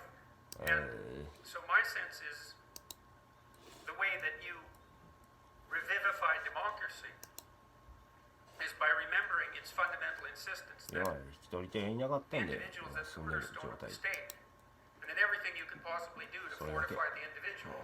大丈夫にしなさい Simultaneously, 見て反省してね the individual is the eyes of the 冷たかったよ。 state. Is that where the living individual is the eyes of the dead state, and the living individual revivifies the state. And to the degree that we forget our concentration on the sovereignty of the individual, right, the divine sovereignty of the individual for that matter, then we undermine the foundation on which democracy is based. And then people look for alternatives. They search for meaning elsewhere in extremist movements of one form or another, or they collapse into a kind of nihilism that's completely counterproductive. この通り And so, well, so that's been my experience.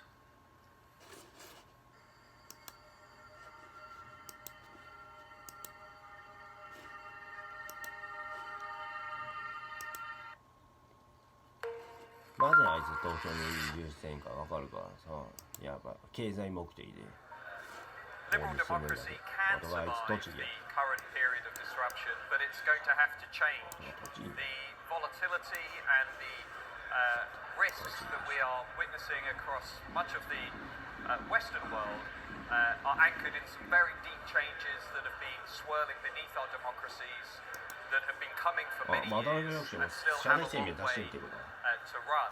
They relate to strong feelings of distrust in the political system, widespread fears over the perceived destruction of ways of life, national identity, big worries over deprivation, the way in which the economic settlement is playing out, and weakening bonds between the mainstream parties and ordinary voters. Those four currents have been with us for a very long time, before the Great Recession, before the arrival of Facebook and Twitter and big tech, but they are now producing very substantive political effects, and they will continue to produce substantive political effects. So liberal democracy has to change. It has to make its political systems more representative.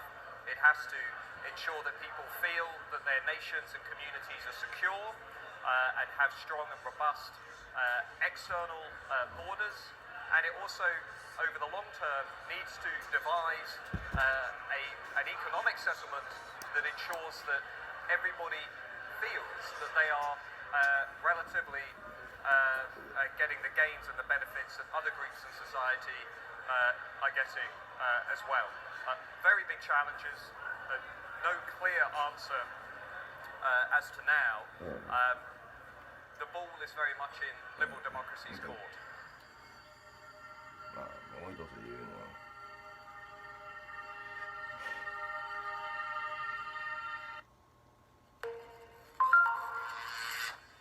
三日月謝罪拒否宣言します。 So bringing trilateral to Slovenia means also bringing Slovenia to trilateral. And as you know, David Rockefeller Fellows had a pre-program. It is our pleasure that we connected them at the MCHM breakfast with Slovenian Business Society.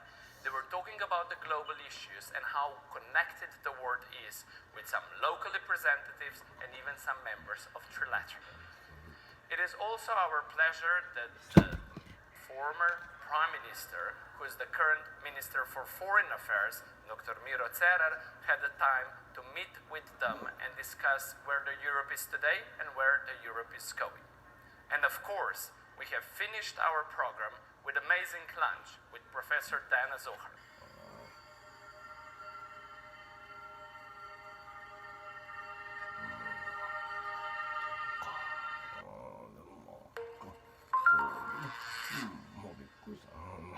いいじゃね。まあいいでしょう。これで責任というか。No, liberal democracy will not survive in an unchanged form. It has not been changing enough to accommodate the vast, speedy development of the internet and of the communication technologies. And it has been changing too much given the rather static nature of men. まずいか。Do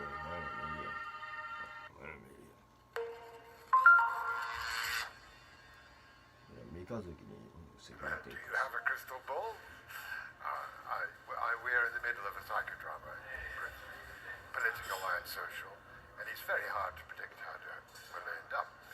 A parliamentary drama, a drama inside the Conservative Party, and a drama in the country at large. I do not think it is certain that the British will leave the European Union.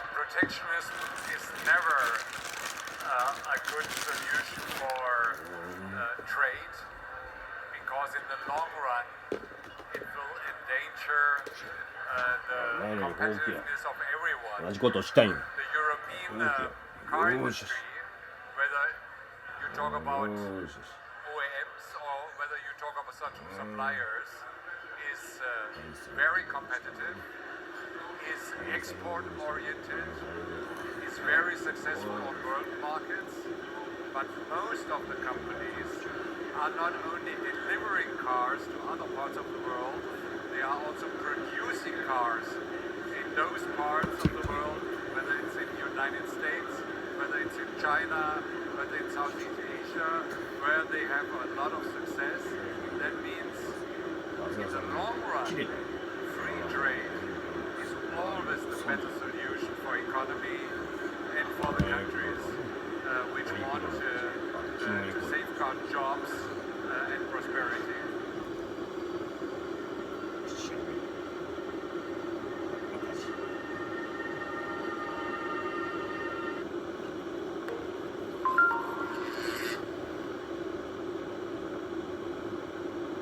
A quantum leader is a new paradigm leader who realizes that the world is holistic.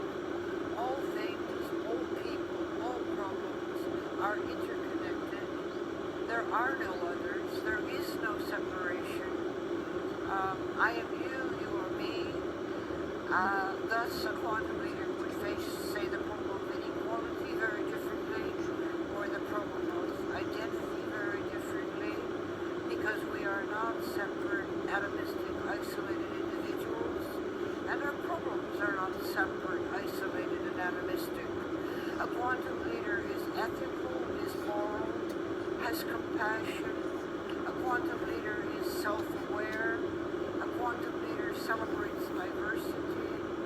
A quantum leader asks fundamental questions, always questioning him or herself, questioning assumptions, questioning the way things have been done, questioning the norm. Someone who lives at the edge of chaos, who shakes things up, who thrives on uncertainty, who thrives on chaos.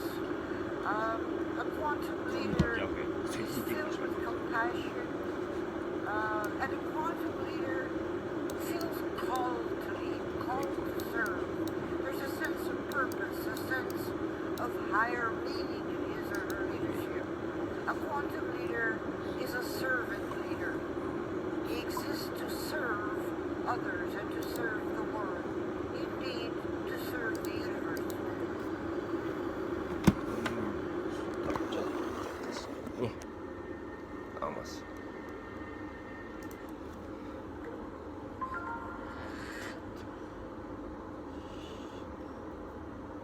Well, there's no simple answer to the issue of asymmetric attacks on democracy. The point being that you can disrupt elections in democratic elections in a democratic country. It's rather difficult to do it in authoritarian regimes. They really don't have genuine elections. And so what are you going to do when you are attacked? I think we need a broad range of responses, beginning with looking at our electoral systems to ensure that they are proportional, so you don't have the kind of issues you had in the U.S. presidential elections. Where electoral college systems, some states have far more weight. I think we need to look at the kind of electoral system we have and make sure that we get broad representation rather than a simple binary decision of a first past the post election system. We need to think about our asymmetric advantages. We have rule of law. That's pretty important. It's interesting. The authoritarian regimes all place their money abroad in places where there is rule of law. Why? Because in an authoritarian regime, you can just lose everything all at once. So it takes your money. Whereas if it's in the West, or rather in a rule of law country, then that's unlikely. Well, maybe we can make it more difficult to keep our money here, or we can be much more definitely should be much more transparent about ownership. After all, much of the money laundering that we've seen from the authoritarian states that are attacking us goes through anonymous shell companies. These are again issues that need to be taken up by government authorities in order ultimately to defend democracy.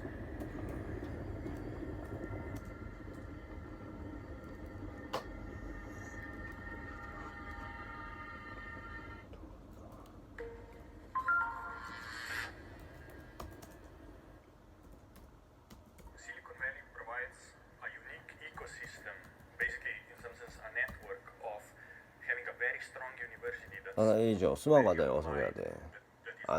吉田茂の項目でいいか。身長やったんでな。まあよ、多分俺。あれよ、ビルダーバーググループ。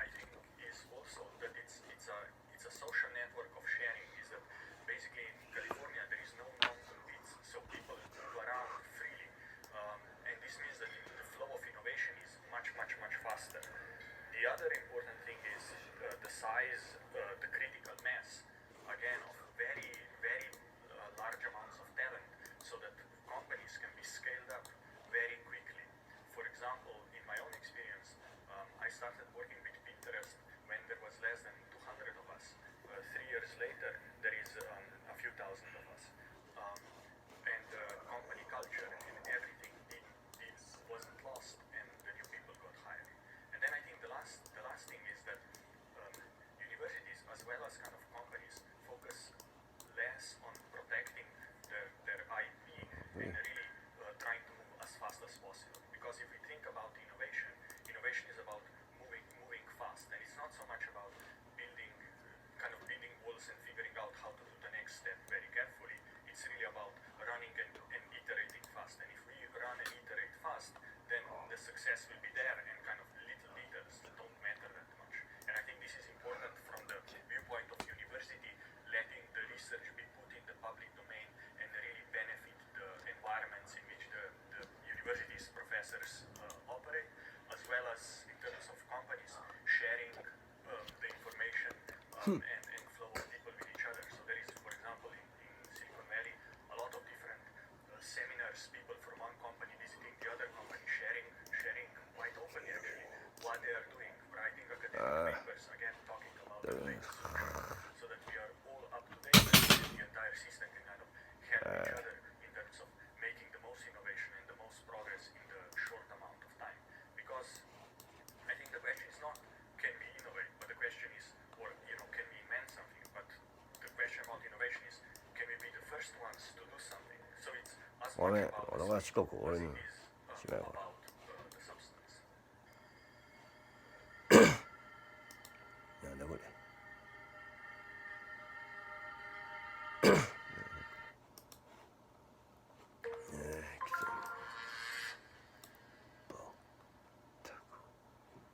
We had a really good discussion today. Reviving the European dream is what we really want. The next year will be the election for the European Union, for the Parliament of the European Union, and it is really important that there will be a strong mandate. One of the challenges we are facing at the moment is still the migration crisis, and also the priority of the Austrian presidency is security and the fight against illegal migration. So we had a good discussion today on all these topics, and of course there are different opinions on this, but in general we are always on the same line. We want to have a solution for the European Union and for Europe. Safe external borders and legal migration, because Europe will need it in the end. But people still have in front of their eyes the migration flood in 2015, and therefore it is really important to have a good solution, and a solution which will be implemented in all the countries of the European Union to have a resilient European asylum system. しつけたよ。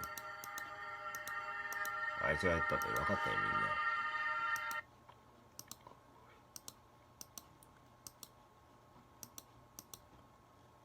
分かったか。これで恩時教はテロ組織だって世界中に言っちまった。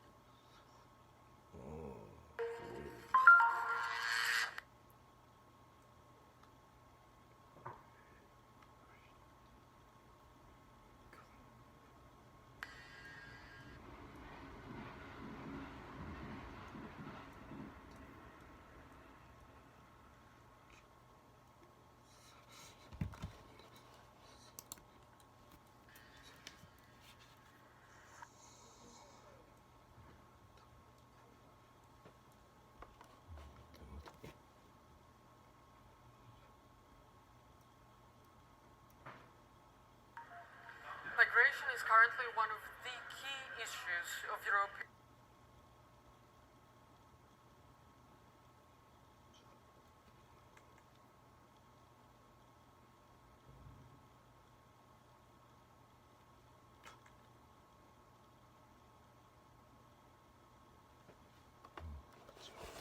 Citizens, and my view is that it will remain so. やっちまったか。やっちまった。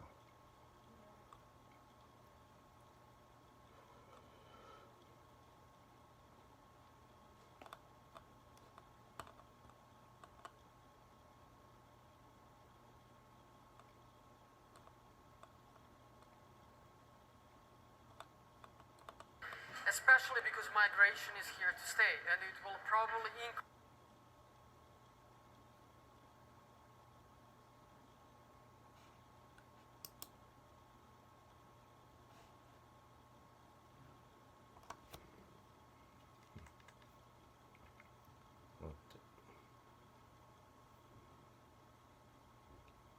In numbers and complexity because of the political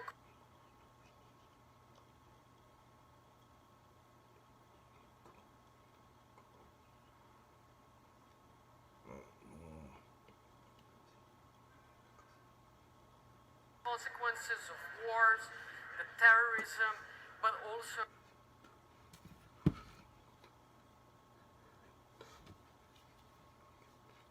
because of the climate change. I think, in my view, migration is needed in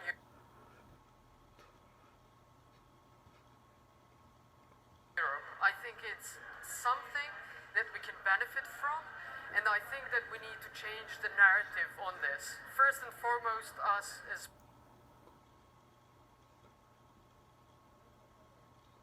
国籍ないんで。な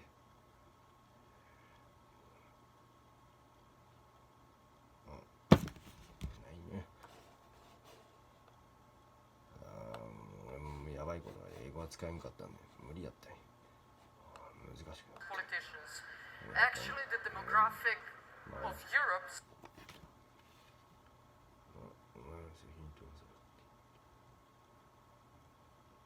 だから日本で革命するしかなくなったんや。共 says 生以降に。 that migration is something that we will need in the future in order だねえな、共和制移行する。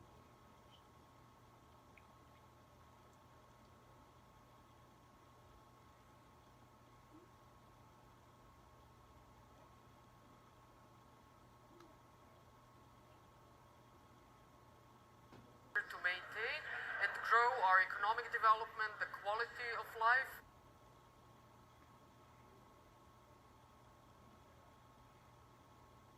And I think that we should also go back to the European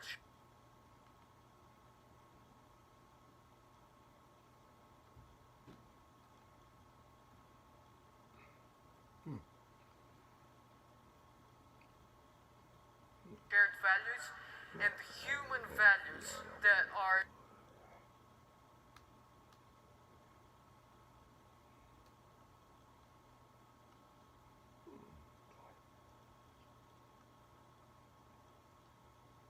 I think the foundation stone of Europe, so that together we can change, as I said, the narrative and help these people, but also help ourselves grow and develop further. Thank you.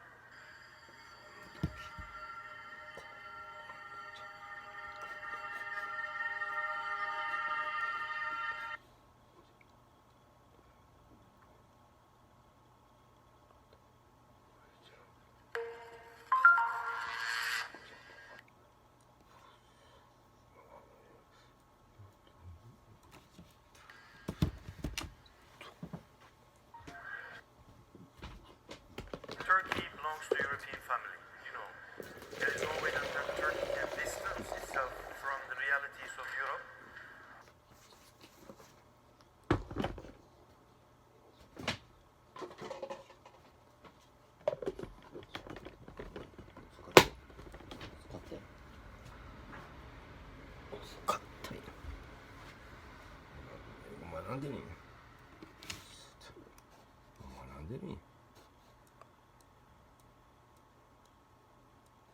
Today, of course, at the Trilateral Commission, we are going to discuss three scenarios: confrontation, cooperation, and membership of Turkey to the EU. In these three scenarios, of course, there are different outcomes. But I would say that confrontation between Turkey and the EU is a complete lose-lose scenario. And if it is only cooperation instead of membership of Turkey to the EU, this will be some sort of limited cooperation, and it will be a scenario in which both Turkey and the EU will not be able to enjoy the full potential. In economics, we say, you know, this is not cost effective at all. But when it comes to EU membership, I would say that this will mean full use of potential of Turkey and the EU together. This means a stronger, stable, respected, fully democratic Turkey, but this also means in the world scene a global actor of EU, peace bringing EU, welfare creating EU, employment creating EU. So I would say that in this case, membership case, the outcome would be win-win-win. So win for Turkey, win for the EU, but also win for beyond. この方たちが証明でした。そんな産休言ってる感じ珍しい。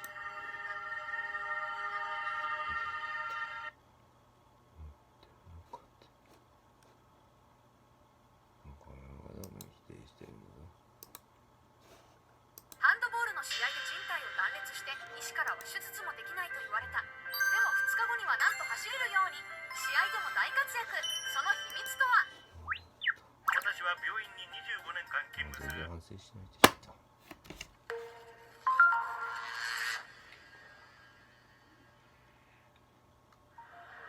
You will have to define what you mean by Europe and the European Union having its own army. I do not think Europe needs its own army for what I would qualify as the classical Article 5 NATO scenario. In other words, in a conflict with Russia. But Europe should definitely, the European Union should definitely develop the possibility to project hard power without the United States of America. I can imagine a scenario in Northern Africa where you have a combination of terrorism, climate change, migration. It's an ungoverned part of Africa, largely, where Boko Haram meets Al-Qaeda, where Al-Qaeda meets Daesh. In other words, it's not impossible. Look at the French and what they did and are doing in Mali, that you would need to intervene militarily, and then the European Union would be on its own. Second scenario, virtual but not impossible, when in the Balkans the demons of the past would raise again. And we should not repeat a situation like we had in the 90s of the previous century, where finally Bill Clinton and the United States of America had to come in to stabilize the situation. I could think about the need for border protection, external border protection, with military means. You're a bit on the border here between the military and the military police, the gendarmerie in French. In other words, if that is meant by President Macron and Chancellor Merkel with the European army, I can follow them. What we should not forget, by the way, is when you talk about European military intervention, that's why I like the qualification European army not much, is that there will always be national parliaments who will decide if those soldiers will be sent into harm's way. So they will not, I hope, talk about a European command and a European parliament which decides this goes to the heart of the sovereignty of nations, and those nations will want to decide themselves. I see the way out as presented by President Macron of France, the European Intervention Initiative, where you can build coalitions of the willing outside the EU institutions. You can build coalitions of the willing, which you will always need for such kind of military operations. Advantage of a coalition of the willing is that after Brexit you can keep Great Britain on board, because they will not anymore be a member of the European Union. At the same time, PESCO, the Permanent Structured Cooperation, should of course continue, important project, but rather bureaucratic and rather cumbersome. So that would be my answer to the question, does Europe need its own army? 最短期限は何を証拠や。ただ俺らないと思って。日本語使うなってことだ。どうするんや。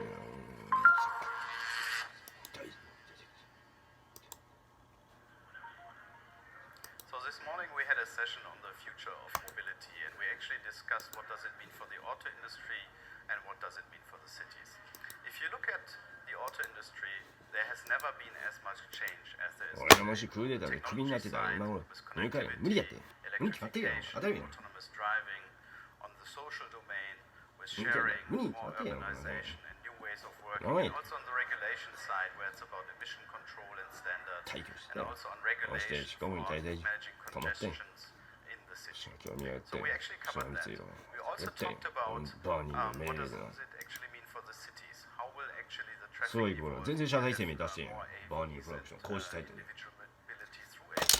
What would be levers to actually work on getting a mitigation on traffic and basically heightened traffic from autonomous vehicles? What would be the impact of actually sharing more cars? そう、お前のせいで俺人生めちゃくちゃになった。責任取ってもらうからな。 bus-based autonomous vehicles, and 考え actually た how ら would 戦争や。覚えとけ。可能性廃止になったわ。 pricing, how would you actually work as a city to make the whole modal mix work and in the end get to a better こうやってプ transportation? スブルとニクさんたちご親切に日本の広告出してくれてるんやぞ。本当に。本当に。さえ世界の支え現地が。こうやって登場するな。大体以上。それやったら、沖縄どうするのアメリカ。そう、アメリカ。言うで。じゃ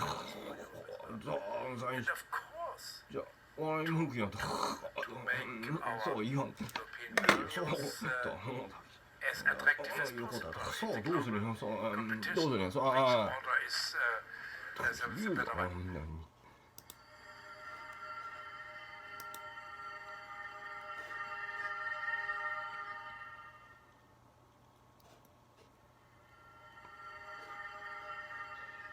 Some people wonder why best practices in government haven't spread faster amongst the democracies.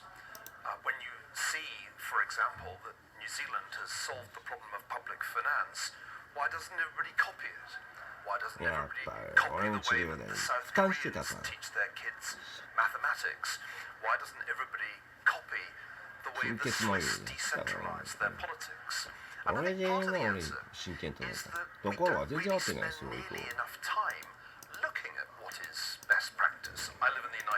全然あったことないわ。この40年間で。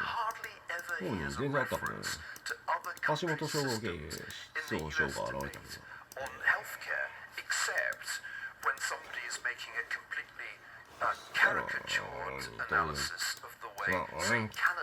俺はね、バーニングあるし。is stress the need to look at best practice so that politicians and voters become more aware that there are solutions to most of the public policy problems. We just haven't tried them in many countries. On the other hand, I think there's one other side to this that one shouldn't forget. Sometimes you'll meet people who'll tell you, well, the Scandinavians have worked everything out, and Sweden or Finland or Denmark has come up with the perfect solution to policy problems. That's often an argument people make on the left in the United States. But I don't think the solutions that the Swedes came up with in recent decades necessarily would work in a country as large and as diverse as the United States. So let's look at best practice. Let's understand which systems deliver the best results. But let's not pretend that one size is going to fit all. Part of the reason for the success of Western civilization, which is where democracy began, was the diversity of systems and the competition between them. もう廃止するか。負担軽減のために。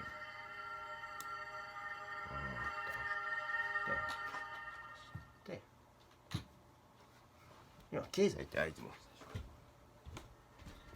神経痛やる。ちょっと待って。I recently read that information is now the world's most consequential and contested geopolitical resource. That's right. Global internet penetration has revolutionized the information domain. And information operations, which aren't new, are dramatically expanding in scale and scope. This is a new challenge for media organizations, which are already facing a business model crisis and declining trust.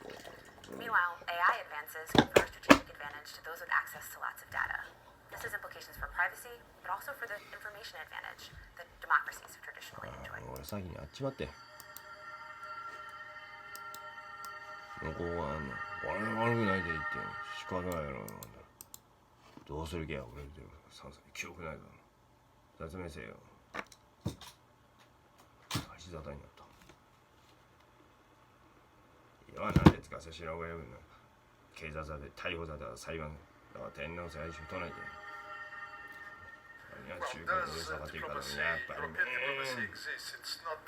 まあ俺だってなんで逮捕できんか教えて。さあ、あいつ加害者やから文句言えんねん。文句言えんねん俺。だ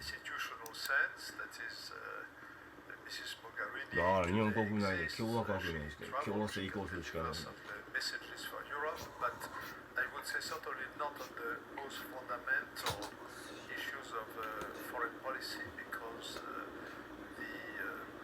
Members of the European Union are many of them very old nation states. 韓国もすごいね、知られたら。ああ、民主化抗議。びっ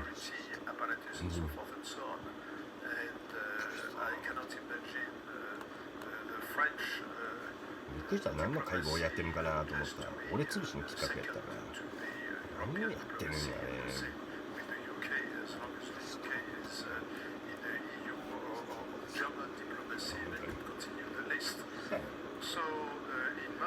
gentlemen, the merit of the EU diplomacy is first to perhaps reduce as much as possible the differences between the various diplomacies of the member states. This, as such, is not so bad. And also, I think the EU diplomacy can deal with some relatively issues. これが大統領になったら、即刻ちょっと前原駅に見直すから、前原市独立させようかなと思って、独立させようかなと思って、中立地帯にしようかなと思って、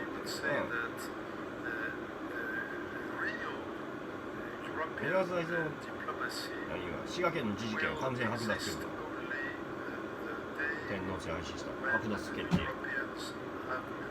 法律に基づいて強行採決するから、安保と条約みたいな強行採決を滋賀県の自治権剥奪を制定独立したらもうそういうもう独立したら日本からそれしかないやろうなって変わってるthe stage when we are able to answer this question: what is our identity and what is it exactly that we want to protect?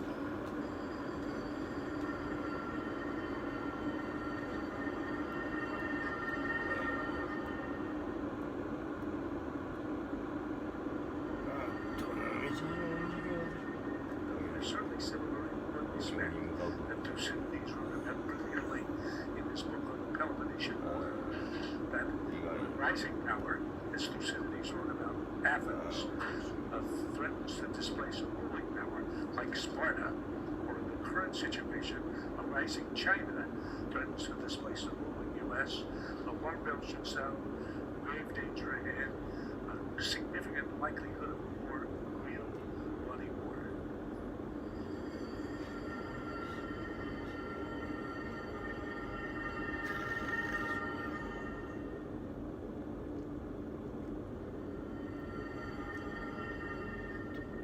I think China's rise will change the international configuration from the unipolar to bipolar, and also possibly make the world order and different from before. But it doesn't mean that the China's rise is the only factor to change the current international order. And actually, the Trump administration's policy is more challenging than China's rise to the current international order, because China's policy tries to maintain the order. The reason is very obvious. China benefits from the present order, and meanwhile, the Trump administration believes, and China benefits more from the current order than the United States. That's why they want to change the order, and based on the ideology of anti-establishmentism. So from my understanding, if we're talking about what the ideology and challenging the current international order or the liberalist order is the anti-establishmentism in US and the populism in the Europe.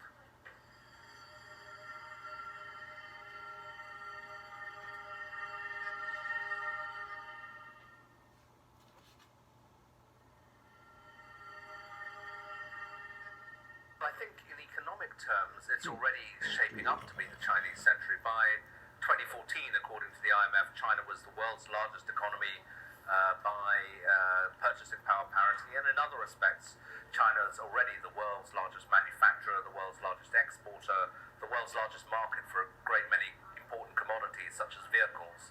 The question is whether that economic power translates into political power and strategic power, because I think most people would agree, probably even in Beijing, that America remains the world's dominant political power. And the question is, will that economic mismatch between economic power and strategic power change, and China will become the dominant power, not just economically, but politically? It's too soon to tell that, however, on that, because there are a lot of different variables. Will there be a direct conflict between China and the US, for example, over dominance of the Pacific? Will China perhaps be constrained by other things? Maybe there'll be internal disruption to China's politics if it cannot manage to, for example, maintain the current political stability. That could disrupt China's political rise.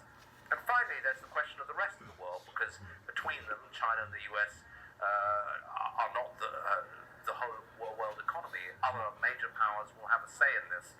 And at the moment, it looks like most of the other major powers of the world, Japan, the European Union, are closer to the United States than to China. So there's a question whether China, even as the world's largest economy, can become the dominant political power without allies.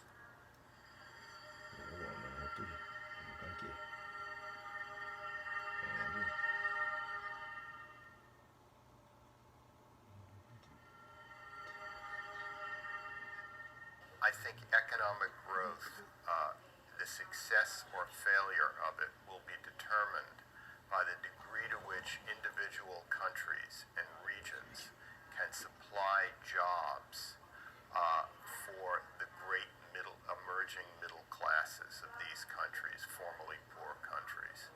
I think what we're likely to see in the 21st century is many people who are either liberated from hard labor or for whom there is too little hard labor to provide jobs. And what will these people do? How will they be employed? And I think that will be a major factor contributing forward. Also, even though the world population is declining, we're still in an era of massive male youth bulges in about 20 or 30 countries. And there's going to be a lot of pressure to provide jobs for people, whether it's in China, in Yemen, is in Ethiopia, or wherever.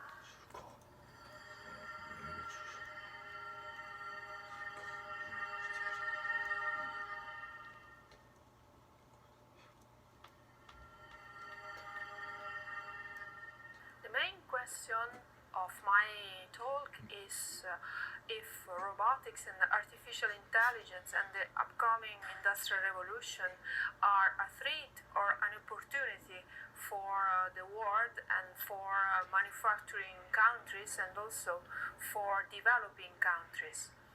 And the answer is still unknown, but what is sure now is that we have to invest in the main assets that are characterizing the industrial revolution, the digital transformation, competences, infrastructures, data centers, and all the tools that are fundamental and are considered enabling technologies for the future digital transformation. I also presented the differences between the US, Europe, and China, how they are integrating artificial intelligence into different knowledge and competences and scientific results. For example, in the US, they are investing very much in developing artificial intelligence for humanities, while in China they are investing in developing artificial intelligence for agricultural application, for producing food, for example. So globalization has obtained some results in terms of being socially connected, but in terms of geopolitics we still see many differences also in how the digital transformation is implemented in the society. Then I spoke about robotics and how the journey of robotics is coming into us, because robotics was developed for manufacturing countries for industrial production, and robots are in manufacturing plants. But in recent years what we have seen is the development of service robotics, which is intended to support services and the offer of services in terms of medical robotics, social robotics, educational robotics. And now what is happening is that robotics is coming into our houses by producing some consumer products and also producing changes in the society in some of supporting autonomous drive or different products that are revolutionizing business and revolutionizing our life.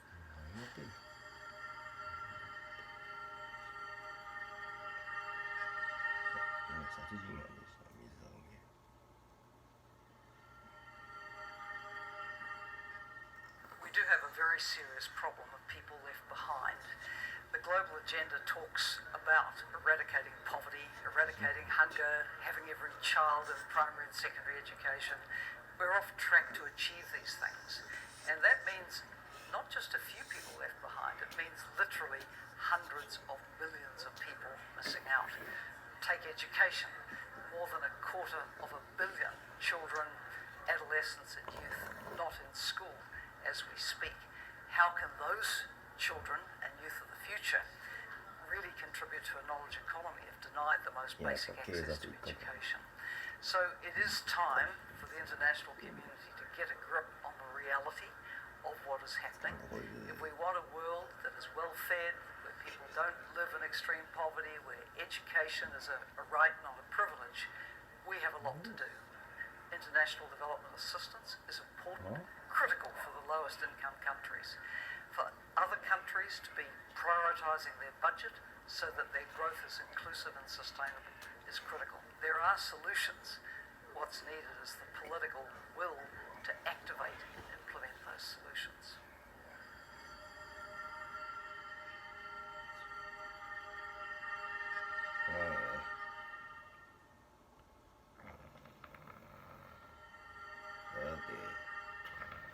There are more than 70 million people in the world that are forcibly displaced from their homes, either as refugees crossing borders or displaced in their own country because of war, violence, discrimination, persecution, bad governance.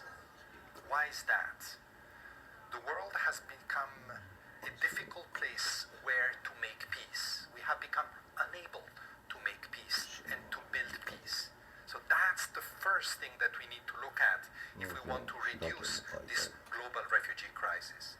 Meanwhile, what is very important to remember is that 85% of those 70 million people are not in the rich world. They are in poor countries or middle-income countries. So the effort, and the new effort, not just humanitarian, but medium, long-term effort, founded on sound development, both for refugees and for host communities, has to focus on those countries. We have now a global compact on refugees. いや、父が興味に一旦共有させてよ、これ。これよかったよ。名前も借りといてよかった。正解ですよ。うん。正解ですよ。借りたらもう契約できるよ。クレジットの無理やってん。あ、計画事項。無理やってん。知ってるか。出るか。計画事項。もう契約できんねん。無理やってん。あのクレジットカード詐欺やってん。郵送でくれてよ、このまま。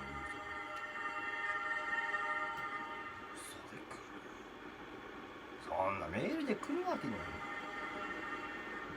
The question that you're raising, will Syria find a long-lasting peace? Well, the Syrian people deserve a long-lasting peace. Think about it. They've been 8 years now in a horrible conflict which became from local, regional, and frankly international. So the answer is it must be yes. Now, how to do it is where the challenge is coming. And the only way to do it is actually to end the military conflict, because there is no solution. It's not just a word, it's the truth. There will never be just a military solution. And include everyone. New constitution, elections under the UN supervision. That would be a way to include them.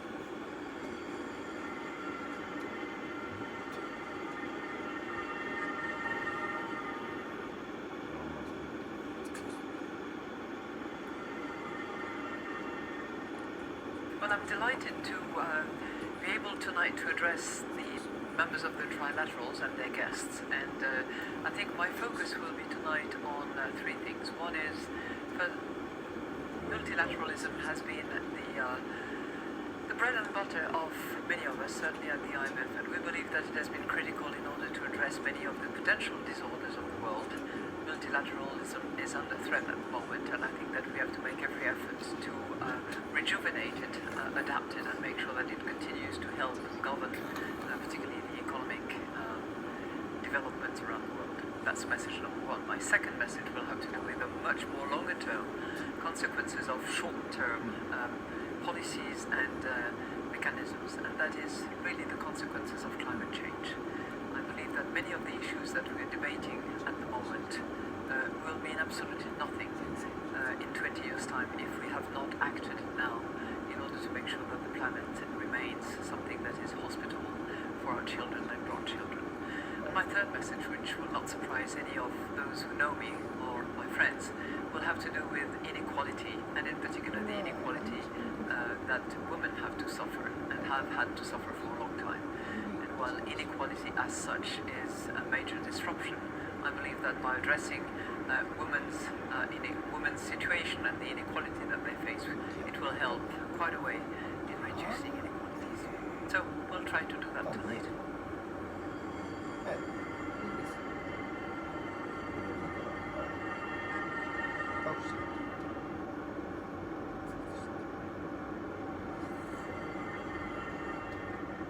We're living through an era of rapid and disruptive change. That's across the board, economy, society. And what we're seeing is that nowhere is that disruption more evident than the trends associated with climate change. We're all familiar with the extreme events, the temperature rises, and the inexorable change that we're seeing in the planet's ecology as a result of climate change. But a major part of that discussion is how does energy transition and decarbonization of our energy system, which accounts for about 2/3 of carbon emissions, how will that impact climate change, and can we enter an energy transition era rapidly enough to mitigate carbon that will take us to a safe future? This is already happening. Renewable energy today is cost competitive on the grid. In a few years, renewable energy has reached 33% of capacity of global power generation. It's the fastest growing segment, and costs are decreasing rapidly. So what we're going to see is a rapid movement towards energy transition that's also going to be disruptive for the business models of today. It's going to imply new geostrategic relationships among countries as countries move away from resource-dependent fossil fuel-based systems into clean energy systems, and the resource is going to become technology, and technology innovation is going to decide the winners and losers in this race.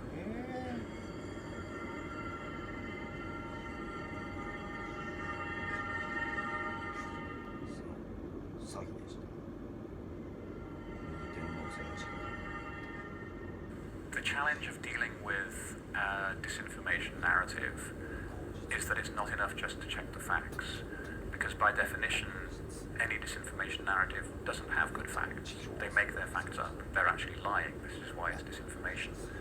So the challenge with disinformation actors is that the thing they have in common is they're really good storytellers. They tell a story that people want to believe. A lot of the time they will appeal to anger, they'll appeal to fear, they'll appeal to hatred, and they will try and stop people thinking. They'll try and get people so enraged that they switch off their critical faculty. That means that for those of us who are trying to challenge these narratives on a daily basis, it's a much more complex challenge than just presenting the facts. You have to have the ability to tell the story, and you have to find an emotion to appeal to, which will actually get people to think. Now, fortunately, there is a model of story which works. If you think of the detective story, that's a story where you're putting together evidence and you're telling people, this is what happened, this is why it happened. And it appeals to a different sort of emotion. It appeals to curiosity, it appeals to problem solving. And so a lot of the challenge of dealing with disinformation is presenting the story of how the disinformation was created. How was the trick done? And you can lead people on the story, and you can show them, this person is telling you that here is a video of somebody attacking a voter at a polling station yesterday, but actually look, this video showed up on CNN 4 years ago in a different context. You can share that voyage of discovery with the person you're talking with, and then they will realize how the trick was done, but it will also sensitize them that the next time around, they'll be looking for that same trick. If you teach people very simple skills like searching for a photo online or searching for a video online, you can actually make them proof against that kind of reused content and repackaged content, not just today, but every time this kind of thing comes up. And so really dealing with disinformation, you have to have the facts. 何こいつ You have to teach the skills as well. You have to give people 全然 the 直接 ability 面 to 会 solve the problems for themselves. Because then you'll be appealing to their curiosity. You'll be appealing to their problem-solving senses. And you'll be appealing to their sense of pride in actually exposing the story in the first place. And those are the kind of emotions which will then counter the anger, the fear, and the hatred that disinformation actors try to target. 今度は法規利用しちゃう。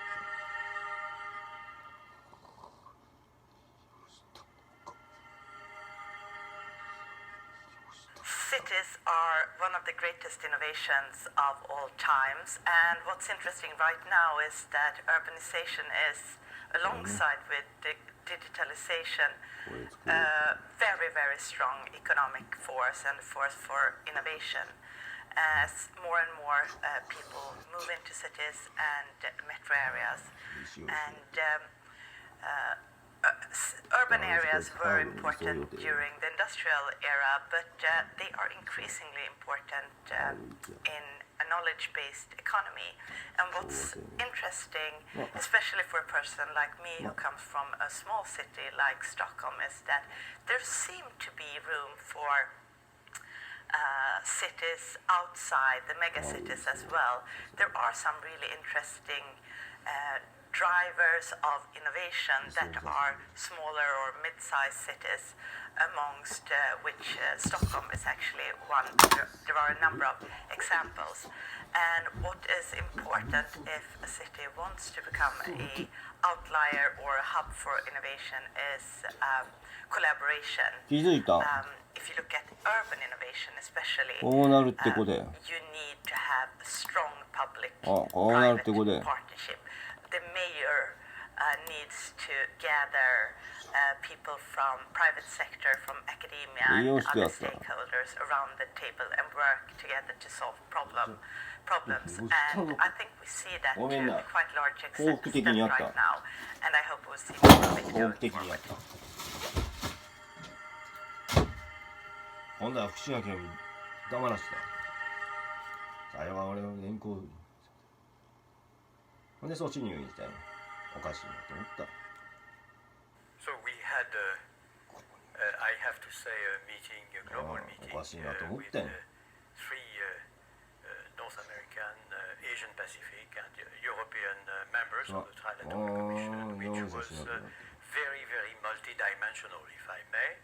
Multidimensional in the great tradition of the Trilateral Commission by the, I would say, experiences of the members, by the sensitivities of the members, by the fact that it was, of course, a non-partisan, multi-sensitivities meeting, also because the issues that we addressed were very, very multidimensional.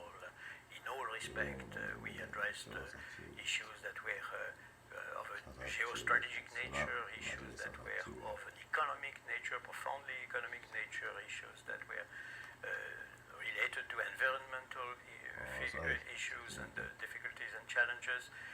And we addressed also these particular challenges for our societies that populism, so-called populism, represent, which is also a largely multi-dimensional issue. So I think it was really trilateral at its best, and also it was the occasion to confirm some dimensions and orientations of the trilateral and to make new experience, to reinforce in a number of domains our, I would say, franchise as the Trilateral Commission. First, let me mention that the trilateral is called trilateral because there is not only the new hemisphere, the US, Mexico, Canada, but also Europe and also Asia. And of course, the role of Asia at a global level is more and more important. As regards new dimension for the Trilateral Commission, not only we confirmed our own values, democratic values, rule of law, human rights, and all what goes with a democratic society, but we also reinforce and confirmed our values as regards multilateralism, international cooperation in the best sense of the term. We also said that we would like to transparent than we were before at the level of the trilateral as a whole, with a new initiative that we took, in particular the idea of having the display of video to sum up some of the issues that we would have addressed, and also with the idea of making known at the level of the Trilateral Commission all publications, articles, interventions, books that would be displayed or published by the members of the Trilateral Commission. All this, of course, as part of transparency and also as part of being more influential if it is possible. We also have given a mandate to the three chairs to see in which direction we could be more proactive in terms of communication, display of our ideas through various forms. So this is something which we considered very important and is one of the major conclusions of the Trilateral Commission, which took place in Paris.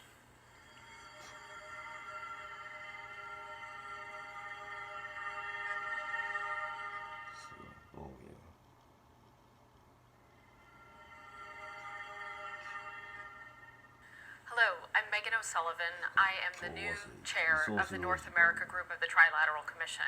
I wanted to take this opportunity to say a few words about the Commission and about our future.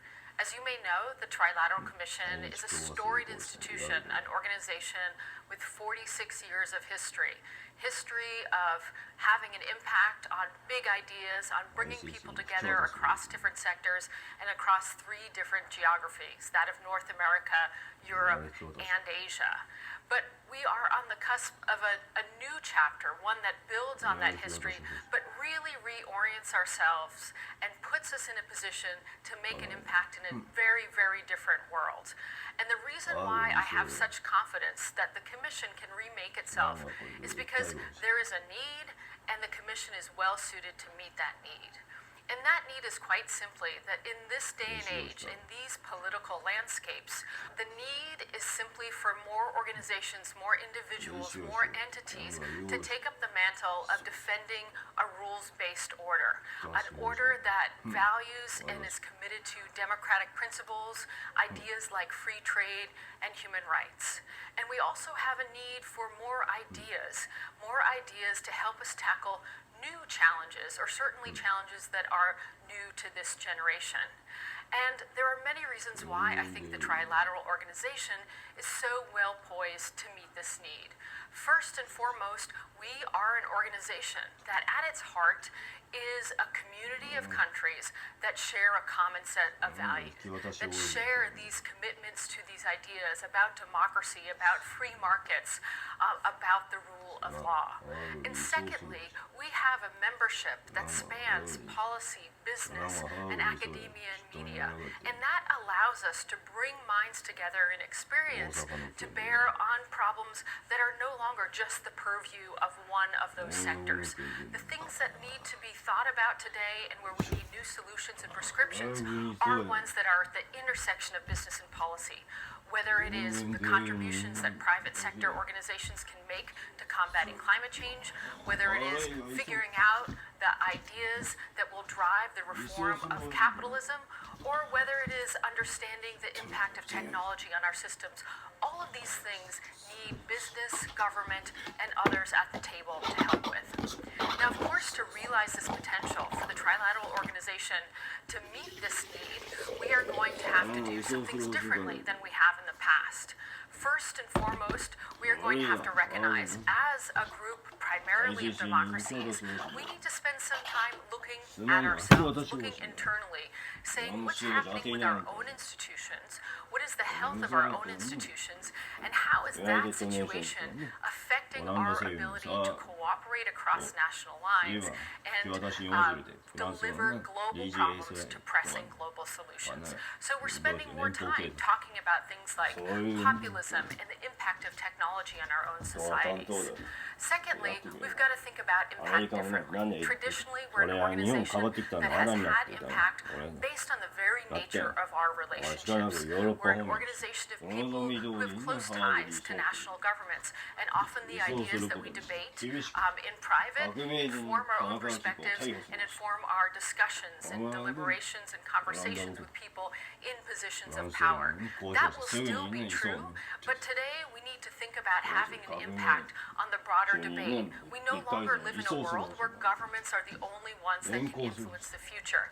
In fact, increasingly, we have to think about other entities as being the real engines of change, and be that corporations or universities or even individuals. We need to think about how to shape the conversation, how to bring those groups in, to have investment in and commitment to solutions, and we need to move ahead whether or not we're able to get our governments to agree with our prescriptions and recommendations. So in short, it's a really exciting time to be part of the Trilateral Commission. I'm deeply honored to be the new chair of the North American Group, and I look forward to working with all our members and my colleagues from other regions to realize this vision. Thank you. 政府方面やから無理。2026日アメリカ政府のね PCR 検査義務化されて分かる通り残念だな。何やハラミ系も対応する。聖一君悪いが君も対応する。そうい子は残念ながら主犯なんだよな。安保闘争の加害者なんで逮捕する方針がある。相手天皇家も関与してると分かったんだから道理でな残念だよな逮捕する方針がある。俺は終身懲役刑無期懲役刑で暮らせる。この後私の上に出した和解交渉へもう和平交渉入るわ。もうダメなしだよな。この期間何退避してもう合法性の数もう犯罪やめてくれって言って俺スマホがねアメリカ政府からね制裁対象にしてるからね民主会はもうちょっと逮捕する方針ちょっと問題です要望や第4県政治で支援してるからねおいしいあ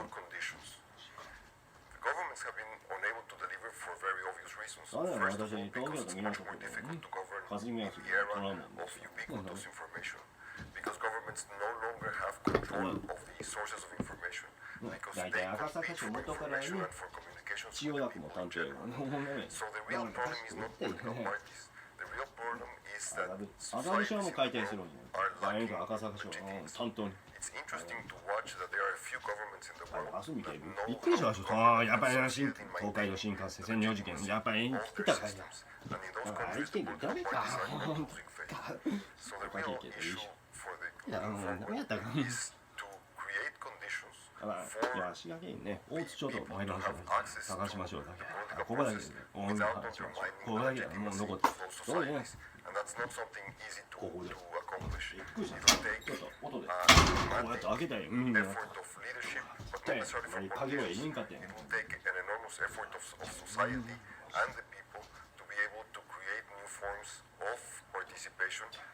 within which the political parties will be always be important. The political parties, however, are fragmenting and responding to the issue, the reality of fragmentation. And they are not likely to be the ones to lead this process. And only at the election in the United Kingdom a few weeks ago to realize that this is likely what is likely to happen. There, the Brexit party, which is not looking for power, it's just looking for an issue, was the one who succeeded. So, the citizens around the world are going to have to be much more responsible in creating conditions for accessing power and for making it possible for stability and legitimacy to be accomplished. 独立しろってことやな。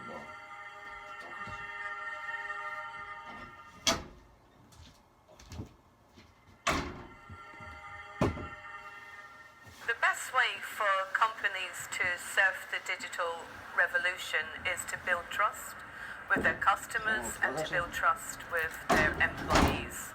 埼玉の基金分かったら埼玉の基金全然この前の埼玉の事件剥奪沙汰になった剥奪沙汰になったand to say, look, here's the challenges that we're facing, but importantly to ask them, how can we best get there? Because all too often, a lot of the solutions that a company can put in place that will make a real difference, the employees know the answer to that.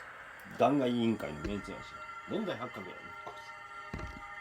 抜刀派やからね、これで恨んでたわけやっぱこいつもガチの幇助してたからね。もういいやん、謝罪しなくて。もう無関係やから知ってんの。こうやって長野我々の会議。いや、いいんですよ、あなたが財布からね。知らんけんこといいんや。責任転嫁して。関与してるから。global challenges, and therefore you need global solutions. You need multilateral solutions. 無理やったよね、アンジェリーナ・ジョリー。They take a little longer, yes, of course, but once you get it, then they will stick around for longer, and you will get greater ownership, and therefore you will tend to have more effective solutions. The other way is that, of course,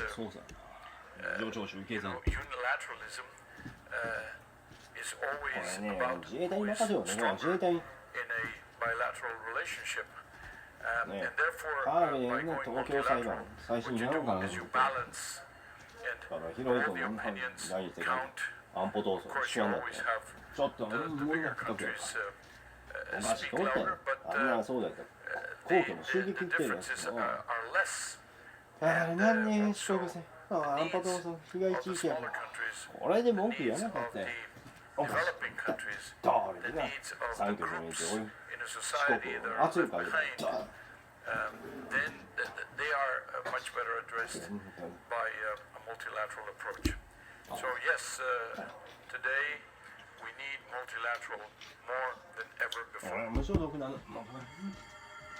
一応さ、あいつは気にするやん。信用するやんって言ってたの。同じことやってもだから無所属でいいやん。ニュートラリストやん。ニュートラリスト。ね、だからいけないです。さあね、なんでそんながいね。だから恩恵がなぜるか。あなたあそこに潜ってやん、公明党。書いてやん、そうだから。ダメやったらしい。もう、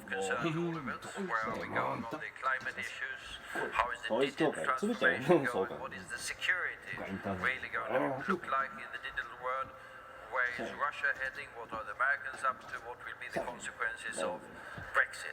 So virtually all the issues that are topic of concern to us Europeans at the moment have been on the agenda in these particular 2 days in Stockholm, and then I think we've also been enjoying the company of this very diverse, very interesting, and increasingly young group that is the Trilateral Commission Europe. この前の任意捜査してたの。あなたそんなこれもさ捜査受け入れたからちょっと悪質だったの逮捕 I suppose the question we're all asking is, will the Brexit saga ever end? After 3 years after その以降はちょっとあんな the British still haven't decided what they want to do. 証言してない I suppose the answer to the question 安保闘争って知ってるみたいなね in order to try and answer that question. 吉田茂は公式に基準をして公式に首相順位からもう削除もう削除するほしいわねあれみたいなさ俺に関しては俺は在日外交だね削除してそういうことやね俺は私はもうシンガポールとマレーシアのね紛争ねシンガポール法律問題ね中東は隣ねみたいなもう立ち去る予定やったよ俺はなぜかというと安保闘争の時に空港もどこも閉鎖されたよ皆さんあんな状況がどうやっているのアメリカ海兵隊出動させて問題よこれ今のねコーチと松山のシュートこれすごいよ本当に圧力食らってもう思えんかったやっぱりな準備してたもう俺もな逆にいやと女の子多かった真ん中に置こうな悪意やけどな交渉したやつさだから本人たちもうちょっと待ってくれてもうちょっと待ってくれ四国にそうやってだから各や今年の2022年の11月1日から施行予定だね。ここの住人にもセットフル交換してくれていくのはってね、自然環境を生む都市にとか持ってるのさ。そしてそうよろしく。ところが各やこうなんか地震起きたよ。我々防災担当の特命長官。The second thing that we know is that the fourth industrial revolution is changing workplaces and the needs of the labor force so quickly that we're also going to need to quite fundamentally reform education systems. And that applies to the delivery and it also applies to the content. One, we need much more technology integrated into schools. And second, we need to ensure that young children are understanding how to apply these technologies in the future, understanding how to collaborate with each other rather than compete with each other, and understand how to apply critical thinking so that they're able to continue to learn throughout their life course. 載ってるよ。載ってるか見ろ。YouTube で載ってるから。ユーストリームなんだ。載ってるから。見てるから。生中継してるから。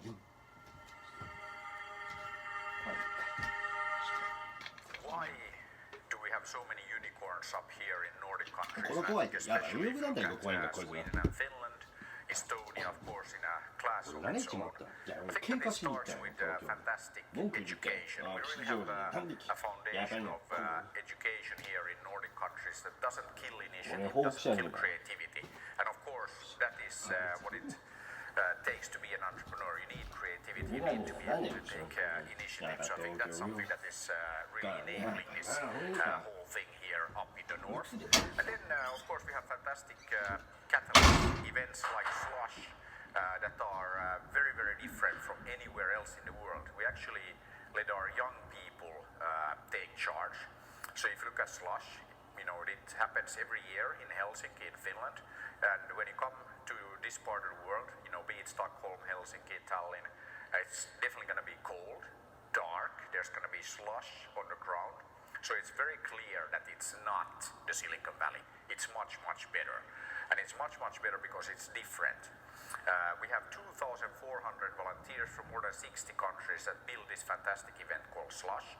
And it's really the young people, they're volunteering, they're there doing and making that happen because they want to be there, they love to be there, not because somebody told them that, you know, please do this, please do that, but they're there because they want to be entrepreneurs, they want to make things happen.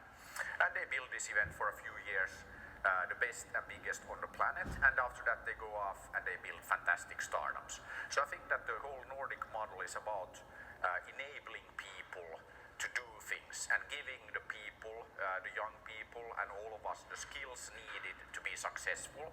We also have a fantastic safety net, so we all know that when you try to do new things, more often than not, you fail. And what do you do then? Hopefully you don't end up in the streets, you know, and dying, but actually you try again. And I think that here in the Nordic countries, it's fantastic to be an entrepreneur because you're not, if you fail, you're not going to find yourself without a roof over, your head. But you're actually, you have a safety net. You can go out there and you can try again and again. And before you know it, you build your first unicorn. And after that, hopefully go and build the next one. So I think that is one reason why we have the highest density of unicorns anywhere on the planet here in Nordic countries. And of course, our friends in Estonia are really in a league of their own in this. 1.3 million people, and they have 4 unicorns, Playtex, Skype, TransferWise, and now the latest one being Bolt. 1.3 million people, 4 unicorns, that's more than 10% of all the unicorns in Europe actually. So the rest of Europe needs to get its act together. And then I think that if you look at this unicorn per capita, in China they have more unicorns than anywhere else, 200, but they also have more people, 1.4 billion people. So if you do the math, in China you need 7 million Chinese people to build just one unicorn company, while in Estonia they are much more efficient, only roughly 3,000 people you need to build one unicorn. So that's actually quite exceptional. So I think that we should all be more like Estonia, and that's something that we can definitely strive to here in Europe. So let's go out there and do things, and we'll end up with lots of new unicorns all over Europe.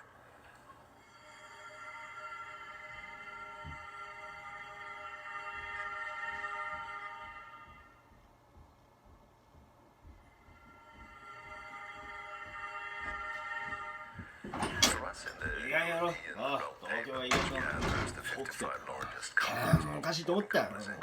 山形がなんかあんねん。私の応援を制圧したみたいに、後ろに勝ってる。新潟も制圧した。Protectionism growing in both east and west, and we as companies we realize that we will not be successful. And there are a few challenges that really stick out here. First, it's digitalization. The world is becoming digital through artificial intelligence and through the rollouts of 5G.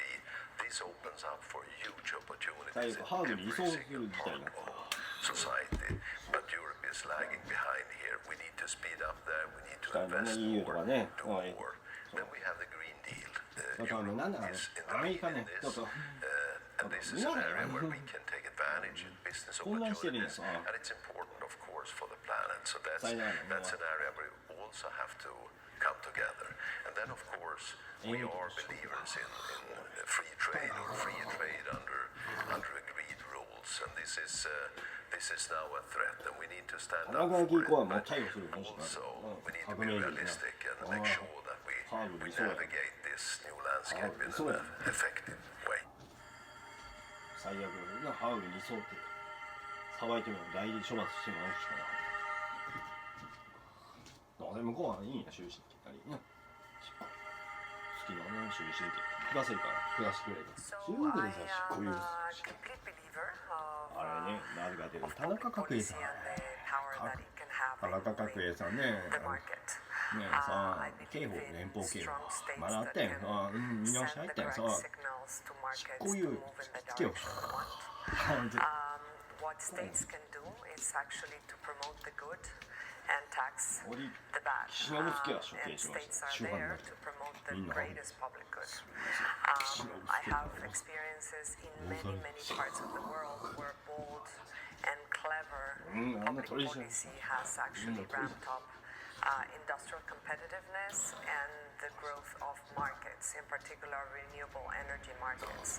I can state the case of Latin America, of several Latin American countries, for example, in the case of Mexico. In the past few decades, bold policy in giving a clear vision as well as renewable energy targets and leaving the markets to set up the prices was and drove the lowest solar price for renewable energy in the world in 2017.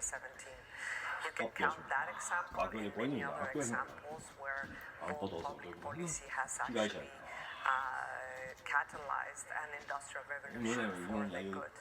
We are in a moment of a planetary emergency. We are both in a nature crisis as well as in a climate crisis. And if the states don't raise up their bar and put strong policies in place, it's going to be difficult and where we want to get. Businesses are waiting, progressive businesses are waiting, but if we don't have a common playing ground, it's going to be difficult for us to ramp up the mass of businesses and non-state actors that are ready to act. こういうさね、だよ優先本人ね、福田武雄西南みたいにやってたんやところはね、本人優勢にか。Well, on the one hand, the European Union is very well equipped. We have been doing quite a lot of trade agreements in the world the last years. In the European Union, the Commission negotiates on behalf of 28 member countries, which gives us a big strength. We just concluded agreements with Canada, with Japan, with Singapore, with Mexico, and others are in negotiations. But of course, with the changing climate, with countries not respecting WTO rules, countries going increasingly bilateral, there is a challenge there. So we are looking at how to reform our policies, of course, to be still able to do trade agreements, to strengthen the WTO, and reform it with other like-minded countries, but also to protect ourselves against countries who are not playing according to the rules, and to make sure that the European the level playing field is respected. We have changed our trade defense mechanisms. We have implemented a coordination mechanism for investment screening, and we are looking at how to sharpen our tools. And this will be a key issue for the new commission coming in as well.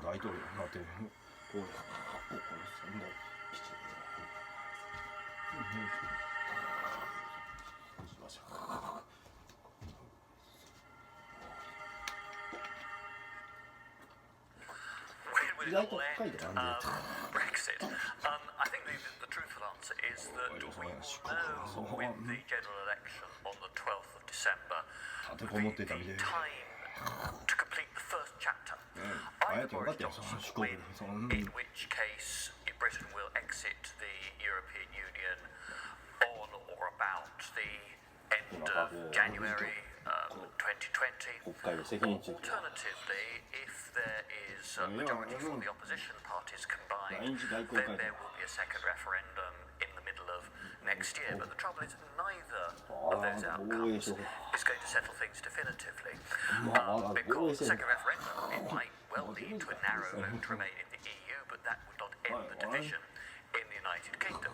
And of course, if Mr. Johnson wins his majority, then we've got to negotiate the new relationship on trade, on security, on foreign policy cooperation between the United Kingdom, which will remain a big European power, a major player in defence, security and economic terms. But it's going to be next to the European Union. Those 27 countries are going to be my country's most important trading partner, our closest geographical democratic neighbours for as far ahead as I can possibly see. So working that through is going to take, I fear, a year, more than a year, I would estimate. And I think there's a real responsibility both on UK political leaders but also on EU political leaders to get this right. European democracy is under massive strain from Russian aggression, from dramatic economic change that is adding to public mistrust in the way in which we do business. So getting the geopolitics right, having a constructive future relationship between the UK and our neighbours in the EU 27 is important for the whole of the European democratic community.